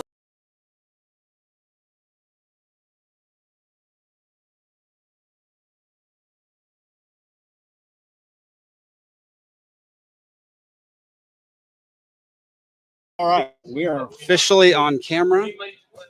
How are y'all doing? How are y'all doing out there? Can y'all hear us? I believe I have everything set up properly. In the background right now, you're going to hear they're doing a press conference on stage still. So that's Michael Rechtenwald speaking right now. But on screen with me, Mr. Zane Placie, Mr. Zach Varnell. I don't know why you want to listen to that guy. Yeah, we still have 222 people watching. Yeah, so we're live now, live from the LP convention after the Trump speech. First off, what initial reactions to Trump coming out on stage? I mean, why does he like stand there for 2 whole minutes and not even? It's like it's like I think we really get to peer into Trump's ego, where he believes, and maybe it's partially true, which is scary. Yeah. that people just want the experience of looking at him for 2 minutes uninterrupted. Yeah. Yeah, you're totally right. It is wild why he thinks that that is like a normal and okay thing. It doesn't make, like, literally for the entire song, it was Proud to be an American, right? Yeah. For the entire song, you could see him behind the curtains, but he never came out to actually like wave at the people or anything. It was so weird. And so while I think it was a mistake to invite Yeah, that was a strange moment for me. I mean, the whole crowd was standing, so the camera got none of that. But Nikki was reciting the whole thing to me. Like, he's just standing there smiling. Like, it makes no sense. Look, we're all very enjoyed like the whole spectacle of everything. Like some people cheering, little pockets cheering, other people booing, and like different chants going on at different times. It was just like probably not what he expected to walk out to. Yeah, I will say, like, Trump is not a libertarian. He's not even close to a libertarian. Barely anybody here even can tolerate him. So, considering all of that and how chaotic the whole thing was, I thought he did remarkably well at staying like on his rhythm. Yeah. Never really missed a beat. I don't want to compliment him too much, but he is good at that. Well, I feel like we got scripted Trump this time. We Like, did. had He was reading from the remarks, teleprompter. he delivered it. Didn't really stray from it too much. Yeah. Yeah, he maybe took a few things out of his speech that he knows too. We Like, got political Yeah. party candidate what I'm hoping say that he would came trade across, raw and I totally know this until I go back and watch this recording. But so I was like, I couldn't see the section of the audience that the camera was capturing. So that section of the audience had like half libertarians and half MAGA Republicans that had come just to watch this event. Yeah. And so there were a lot of times where all the libertarians were booing something stupid that he said, but all the Republicans were clapping. Yeah. And what I hope came across on the video is all of the booing, because people need to know that it's not representatives of the Libertarian Party that were clapping him when he said that, he didn't start any new wars. Yes. We need to know that it wasn't libertarians clapping at him when he said that, he would end Bidenflation, because we all know that he was the one that printed all that money to begin with. Yes. So there were so many claims that I wish they were true, but all the libertarians know they're not true. He did not follow through on hardly any of his promises the first time, and never followed through on anything that he just claimed that he would do again. But what I hope came across is that reaction from the libertarians, and not just like not just like the red hat clapping. Because I think that I heard all the red hats trying to start a chant like "We want Trump," and that got shut down really fast, and it was replaced by "End the Fed," which I think was really good that happened, because and I know I'm kind of going on for a while. No, it's great. But I kind of think you can kind of think of the possible effects of what just happened in a 2x2 grid, where you can think of what happened to the people in the room and what happened to the people like who were watching the stream. Yeah. And then also, how much did Trump convince them, and how much did we convince Trump? So from the perspective of, in the room, how much did we convince Trump? I think that there were a lot of things, like him, promising the free Roth Ulbricht. I thought that was a big moment. I heard that there's already been a huge spike in the number of searches for Roth Ulbricht. So we really did make an impact even just on that. And like when he was up there saying, I'm going to appoint all these libertarians to my cabinet. Like, if he goes away from this convention sinking, and then if he wins, and he thinks, oh, well, part of the reason that I won is because I got libertarians to vote for me. Even if nobody in this room votes for him, which I doubt they would because he sucks. It doesn't matter if they do or not. If he thinks that, maybe we can, have a much greater influence on his campaign. Trump is trying to suggest that, and then in terms of, the wider audience that were watching. It was a battle between Trump and the Libertarians, who was influencing them more. Because I know we were talking for several weeks on previous shows. Why is Trump coming here? And I couldn't figure it out. And I think standing there watching the speech, I figured out what he thought he was going to get out of it. Was he thinks that he's not going to win the capital L Libertarians in the room because they were constantly booing him, and he knew that was happening. He's going after the broader Libertarian movement. And what he was trying to do is pretend that he's libertarian enough that the liberty movement more broadly, the small L libertarians, should support him instead of our actual candidate. And the libertarians in the room, we needed to be communicating. No, he's lying. He stinks. If you want an actual libertarian, don't listen. If you want anything that will do anything besides push all our same problems 3 months down the road, if you want to actually fix the problems, you have to vote for the Libertarian. And I hope, and again, I have good reason to believe that the cameras captured the booing. The cameras captured the reactions. Ours did, for sure. And I hope that, the legacy media got that. And usually they'll just mute the thing and talk over it, say whatever they want to say. Well, It doesn't matter. I mean, if the live stream, if they muted, it kind of doesn't matter because they wouldn't hear the cheering. Worst case scenario, and I don't think that this is what happened, but if they somehow finagled the cameras to only get the cheering and not the booing, that would kind of stink because it would give the impression that, libertarians love Trump, Trump's great, and all that. But I think all things considered, this was a big moment, and this is going to really increase our influence. I agree.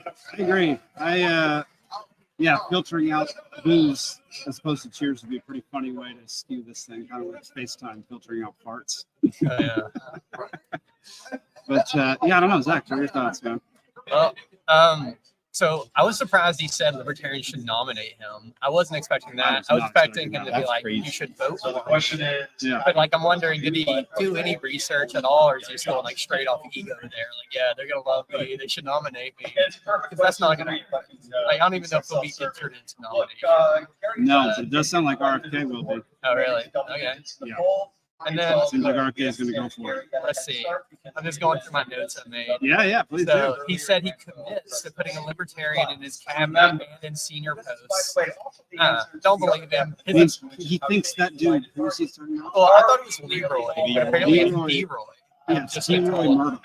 Yeah, I've never heard of the guy, but he's not a little. Where does he live?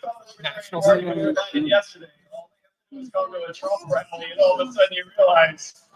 Yeah, he works for Fox News. Yeah. It's going to be something like that. I put Ted Cruz in the energy department, so we're good now. Chase and I look like brothers, damn it. But, Mike trying to make we're not divided. I also saw that right now, if you just Google Trump, it is the Libertarian Party Convention is the #1 thing that comes up. If you just Google the word Trump. Pause one second. All right. What? Because he made a mistake. We all make mistakes. I'm going to make a mistake. Eventually, Rechtenwald just destroyed himself. He's high. He was not coherent, and he just walked off, just left. And normal people's moms who were watching at home just said, "What happened? That guy just walked off." Yeah, definitely vaping before you went on stage. I didn't know it was weed. That is not an ideal scenario. I was no, extremely hot all the take weird things I'll say this week. Let this be the from, weirdest. remember that Donald Trump once stated something said, and I was already having a few concerns about something along the lines of, they say I Michael someone on Fifth Avenue without ability losing to a great deal of communicate time. the really complicated ideas he talks about in a way that the normal person would understand. In preparation for the convention, I just read what's the name of it? The name of his book about this is escaping me, but I read his book about all the things that the World Economic Forum is doing to, undermine freedom and liberty. And I thought that was great. But I mean, he's an academic, and I thought his weakest point, even from the start was, is he going to be able to talk to the person that doesn't already know what CBDCs are without you spelling it out first? You will not know why. I was starting this. I came into this convention saying that he's putting that up, and I'm starting to think that maybe he didn't. And in the past 6 hours, the chance of me voting for Mike Tremont in the first round has gone up. Mike Tremont? Things like free markets, voluntary exchange, Mike Tremont over Josh Smith, what's up? supporting your right to privacy, and I thought ending the broken monetary policy and returning I thought that Josh Smith in the debate saying that the U.S. is closed for immigration and talking about, kind of creating a false dichotomy between immigration and the welfare of immigration as a concept, and making that opposed to the welfare of Americans. I'm not a completely open borders guy. Philosophically, I agree 100% with Michael Rectenwald's position on immigration, which is I think some kind of invitation system would be ideal. But I think that someone who's as close borders as Josh Smith, I can't really advise that. I don't think he's ever said anything that close borders before. It seemed like he was trying something new, and it just didn't go over. It did kind of come out of nowhere. Let's pause for 1 second and see what sick and tired of being sick and tired of a two-party system. We're going to provide a true alternative to that and bring millions of people to the tent. And when we do, I want each and every one of you to say the exact same thing that John Mon said to me when I got welcome to the party. Welcome home to liberty.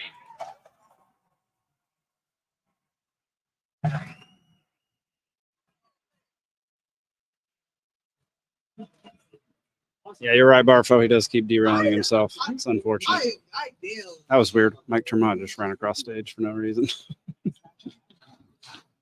No one's on stage now. All right. Hey, buddy. Do you want to come on camera for a minute? Right here. Okay, next question.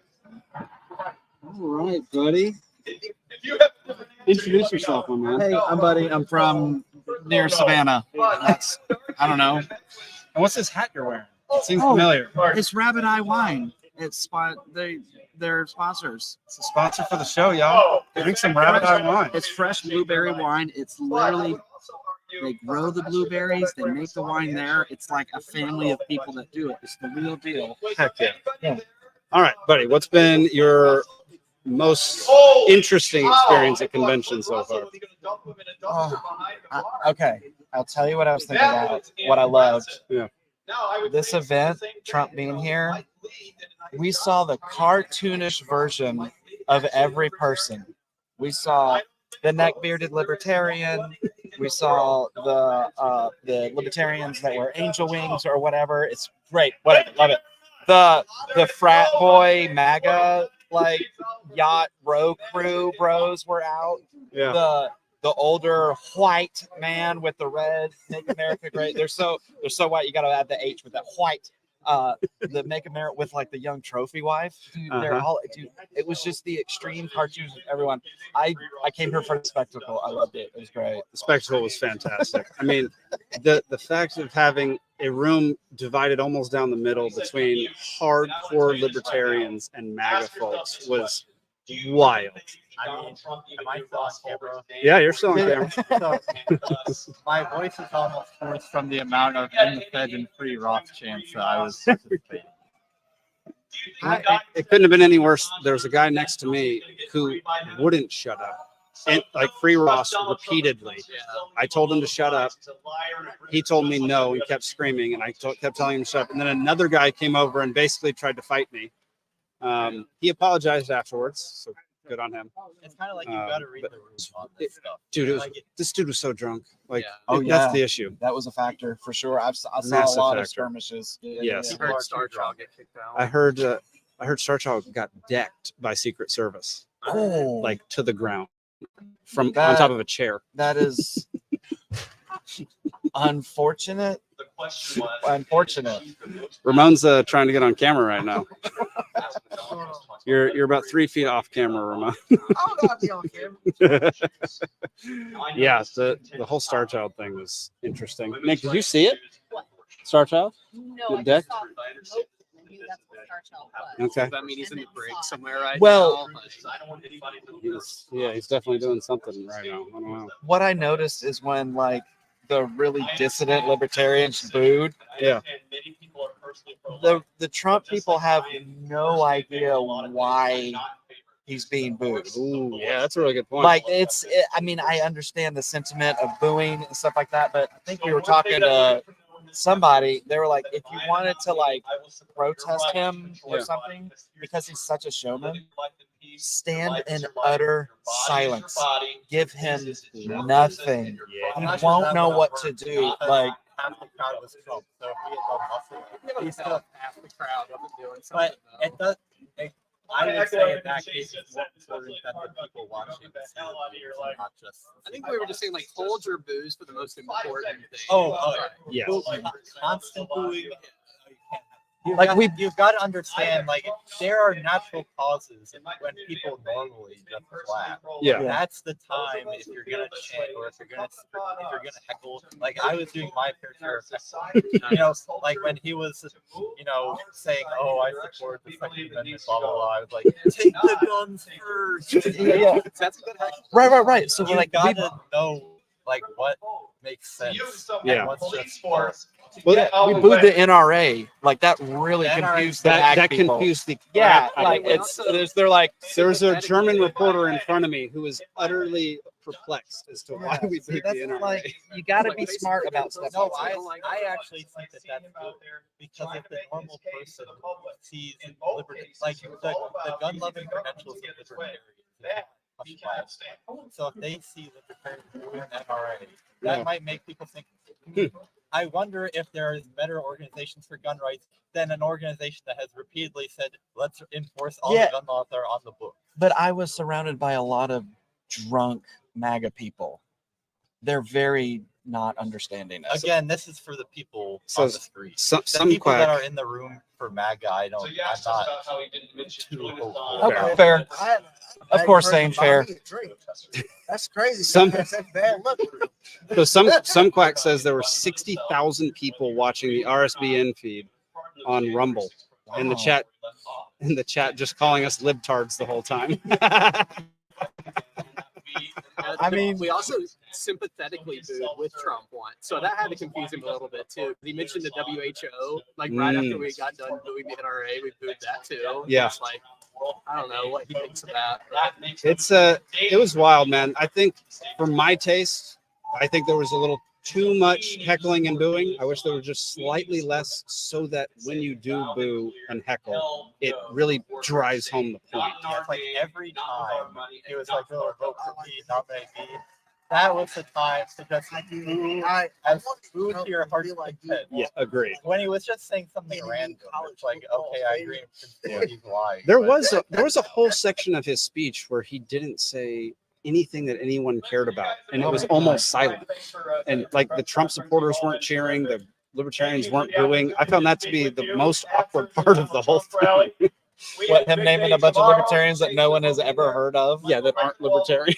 Hung cow or whatever that part like. Yeah, it was a weird From one. what I've heard about Hung Cow, he actually You better be. With a name like that. Oh man. So outside of tonight, what I don't know, what have you done? Like what have you done around the convention? I have met everyone that I've met on social media. Oh, you Just met him in person? Yeah, finally met him in Nice. person. Just all the hard workers all throughout. Yeah. My kids are here, so they got to come down and see like kind of how ridiculous some of the business is. Yeah.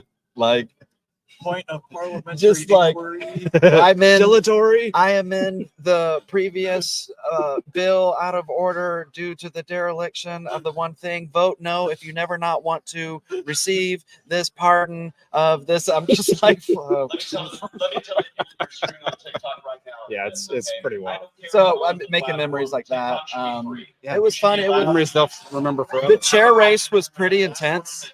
The chair, they even like did it all dramatically with the scroll of all the states and stuff. Yeah. It's a lot of this has come down to just a philosophical divide of ballot access, do the work that's been done for the past 50 years over and over and over again, or just try something else. And it might hurt. It might hurt. Honestly, it might hurt for a while, but and just kind of recycle it and come back with just a strong, huge army of core believing members behind a movement. But that's really it. Yes, that's been my whole complaint. You gave the haters gave the Mises Caucus 2 years to fix the party. It's like, what? What are you talking about? There's going to be a 2 to 10 year period where it's going to be a little down and then it's going to come right back up. Literally, people started complaining after like a month. Yes. Oh, where is it? Yeah. Like, what do you, like a president can't change jack squat in 4 years. So like, there's no way we're going to be able to do it with a bunch of idiot libertarians running around. Well, right. But there's They're like, oh, the fundraising. Well, what happens when you change your policy and the people that don't like that stop donating? Yeah. Well, your donations are going to go down. But the point is that over the long term, you're eventually going to find new dollars to replace that. And I think Buddy had the divide in the Libertarian Party right now perfectly right, which is that it's actually amazing to me. I hear that, I know something. Compared to 10 years ago, the ideological unity within the party is remarkable. Like, like 95% of the party just straight up thinks that taxation is theft. Yeah. There are really only two significant issues, like policy issues, that divide the party: immigration and abortion. And so, Charles Ballet got booed today for suggesting reform. So the party, ideologically, the party is extremely radical and extremely unified behind that radicality. It's just, what is the best way of implementing that or moving in that direction? A focus on nominating and running candidates and hoping to win races, which is kind of the old guard traditional strategy. Yeah. And it's not to say that we never run candidates, but is running candidates a tool in the tool chest, along with other ways that you might be able to influence policymakers and influence the culture at large. Right. So I think it's really a divided strategy between the various factions of the party. Albarfo asks, has there been a lot of anti-MC shenanigans? There have been some. I wouldn't say a lot. It's just been a lot of dilatory nonsense most of the time. I think a lot. Like, I honestly believe that they think some of the things that a majority of like the Mises people just want, they believe it is some like trap or malice thing. It's like, we really just know how this is all going to end up. Can we just hurry the process? Like, it's not a fight. I don't know if you guys were thinking this was a fight. It's not. I'm sorry. Like, it's just, can we get going? You know. I mean, there's been so much enmity between the factions that everybody, and the Mises Caucus people are guilty of this, but everybody is coming in thinking every single person in the other faction is acting completely in bad faith.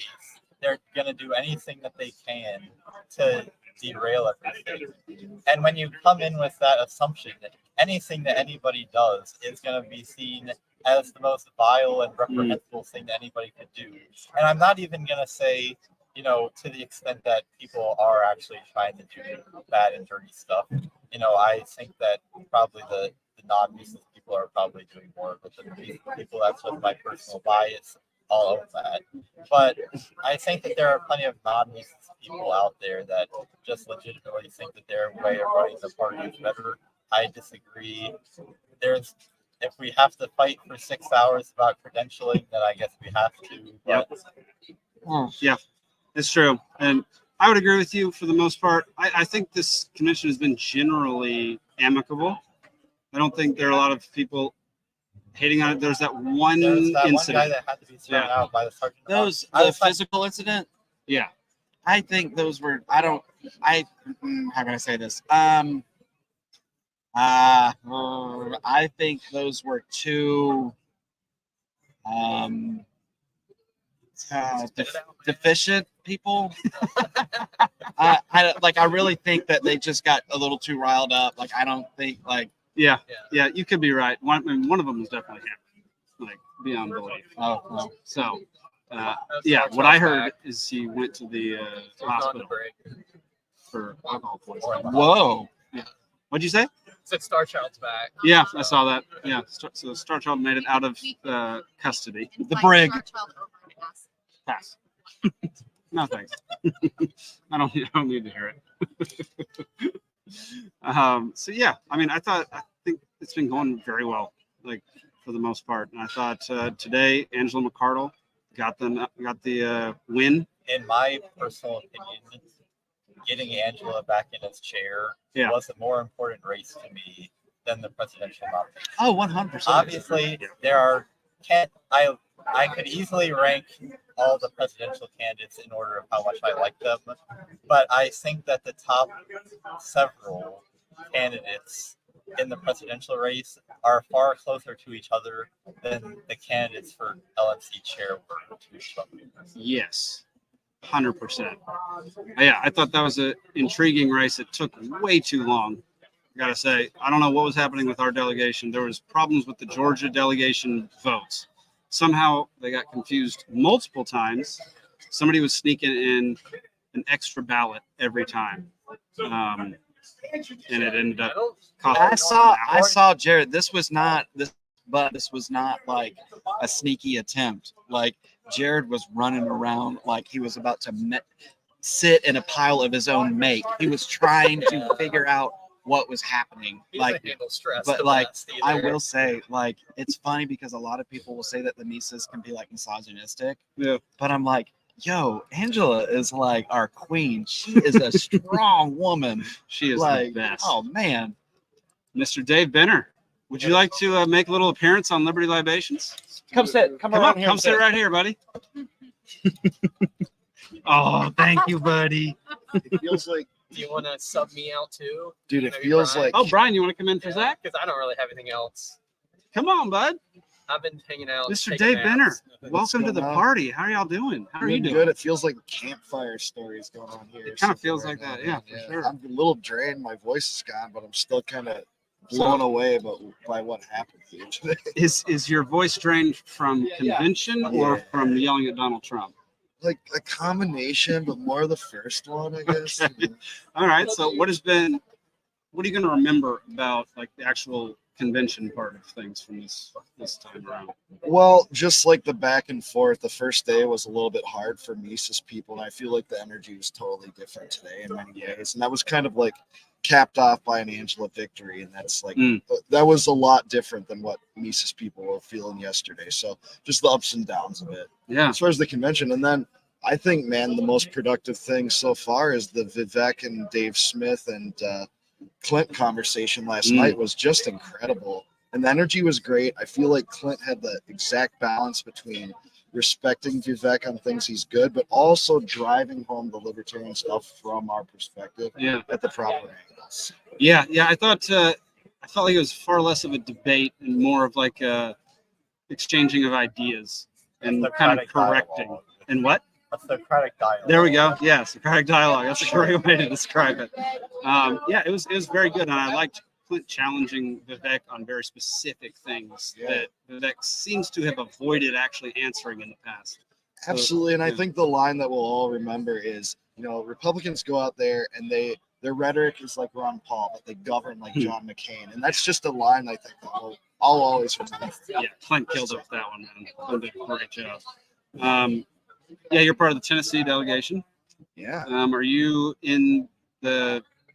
Are you the chair of the Tennessee LP? No. I was the regional rep on the LNC, which is over now. We got one replace me. But no, I am very involved in the party, but I'm not on the board actually. Okay. Brian, what's been your favorite part of convention so I've far, been man? trying to get this guy on Liberty Libations for months. Well, the only way you can do it is by having it live like this. Perfect. Dragging you in. Yeah. So what's been your favorite part so far? My favorite part, Yeah. probably when we finished credentialing. Just the pain was over. Yes. Yeah. That took entirely too long. Big relief. But for real, I did enjoy the Vivek debate. Yeah. It was really more like Clint and Dave Smith versus Vivek. Yeah. Yeah. Which was fun to watch. It was fun to watch. Yeah, it was. And so many people I've talked to have mentioned that conversation more than anything else that's happened so far, which is super interesting. I did not think that would be the highlight that people would hold on to. Yeah, it was an interesting one. What did you think of Trump's whole thing tonight? The whole atmosphere, all of it. It was hard to gauge the energy exactly where I was to like understand what it was in totality, but from where I was standing, the libertarian energy was good in the room to really reject some of the stuff he said about draining the swamp.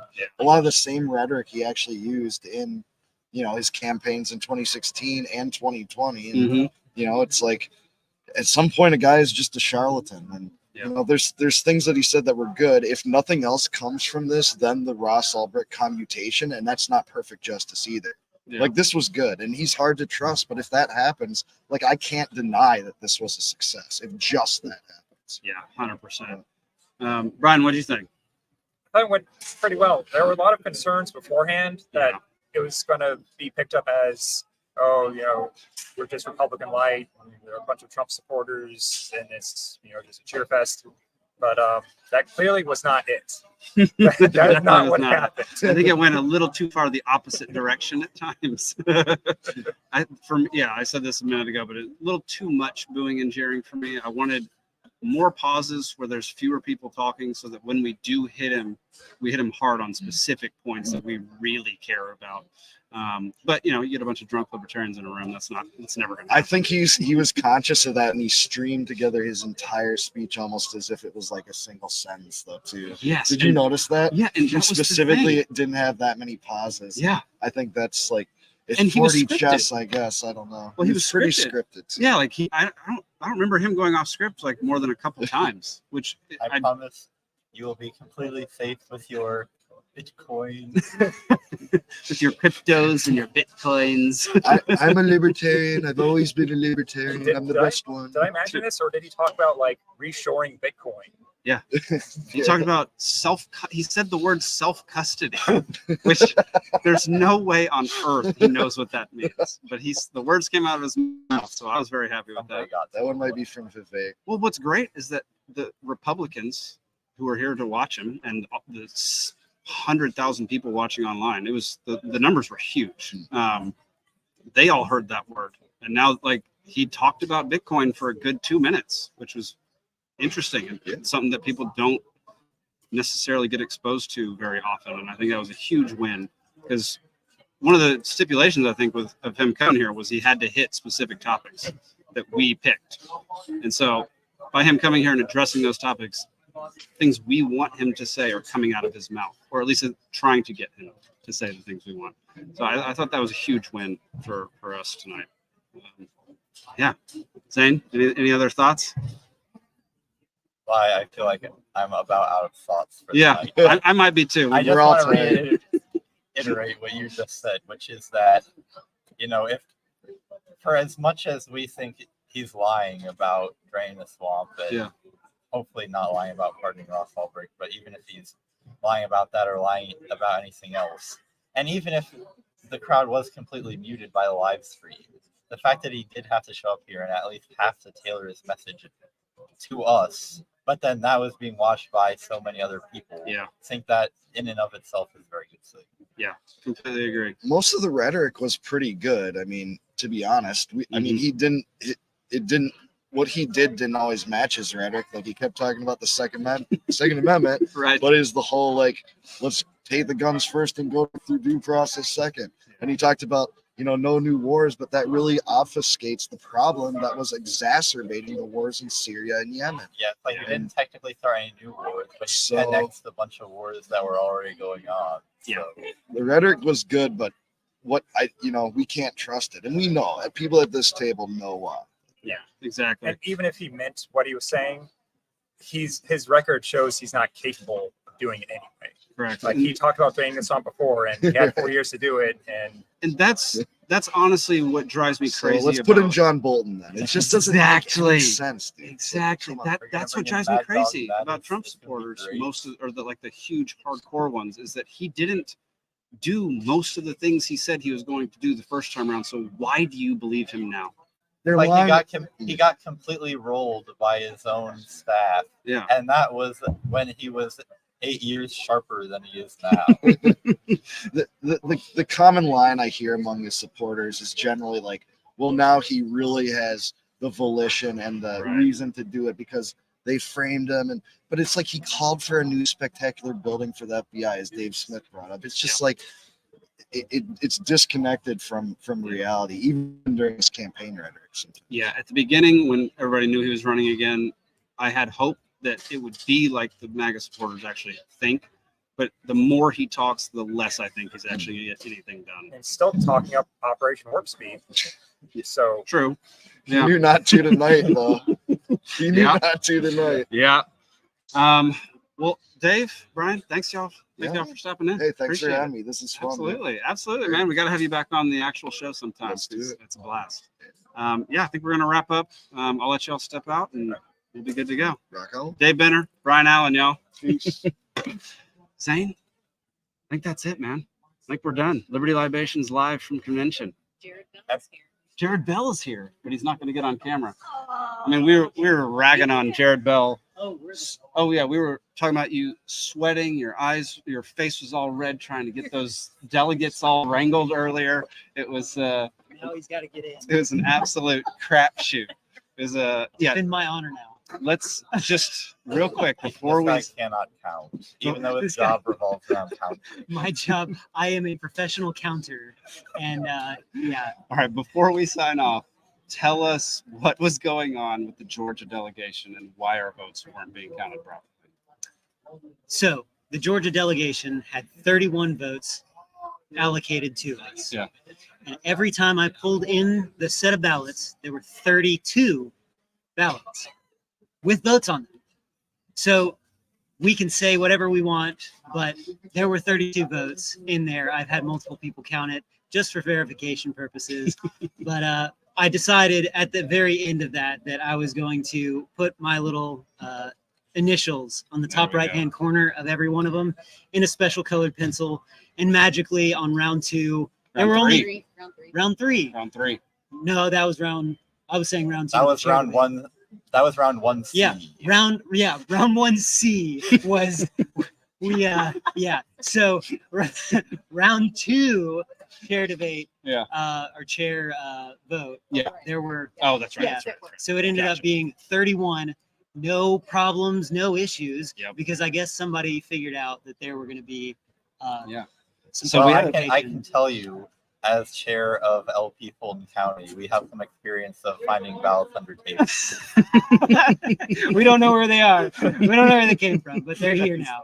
That was great. So yeah, it seems like there's a bad actor among us. You wouldn't think it'd be hard to notice that only 31 people are around, and so 31 people should turn in a ballot. But it was difficult. It was definitely difficult. Stephen and Kayla joined. Steven, you want to hop on? Sure. Why not? We're gonna bring it on. No, right next to Zane. Right next to Zane. Yes. Awesome. Good to meet you. Stephen and Kayla, how are you? All right, introduce yourself to the camera. This Where's is your the camera right Hey, here. How's it going? Yeah. My name's Stephen and Kayla, delegate from Florida. I'm also at large for LNC. Been in the party for 10 years. Been on the LNC for 8 years. Used to be the Florida state chair. And I'm just here at convention having a good time. I did run for chair. I'm going to run for at-large tomorrow, but I'm just happy to be around an amazing group of libertarians. It's a very, very interesting convention, to say the least. And it's always a great time around libertarians. I mean, a lot of it's just seeing people you haven't seen in a couple of years and clinking glasses. And, obviously we got the business stuff and everything, but, it's always very refreshing coming back from an LNC convention. So What between this time and 2 years ago, what has been the biggest difference that you've noticed, just in the energy in the room and on the floor? It was divided 2 years ago. Yeah. You know, I think it's still divided now. Mm-hmm.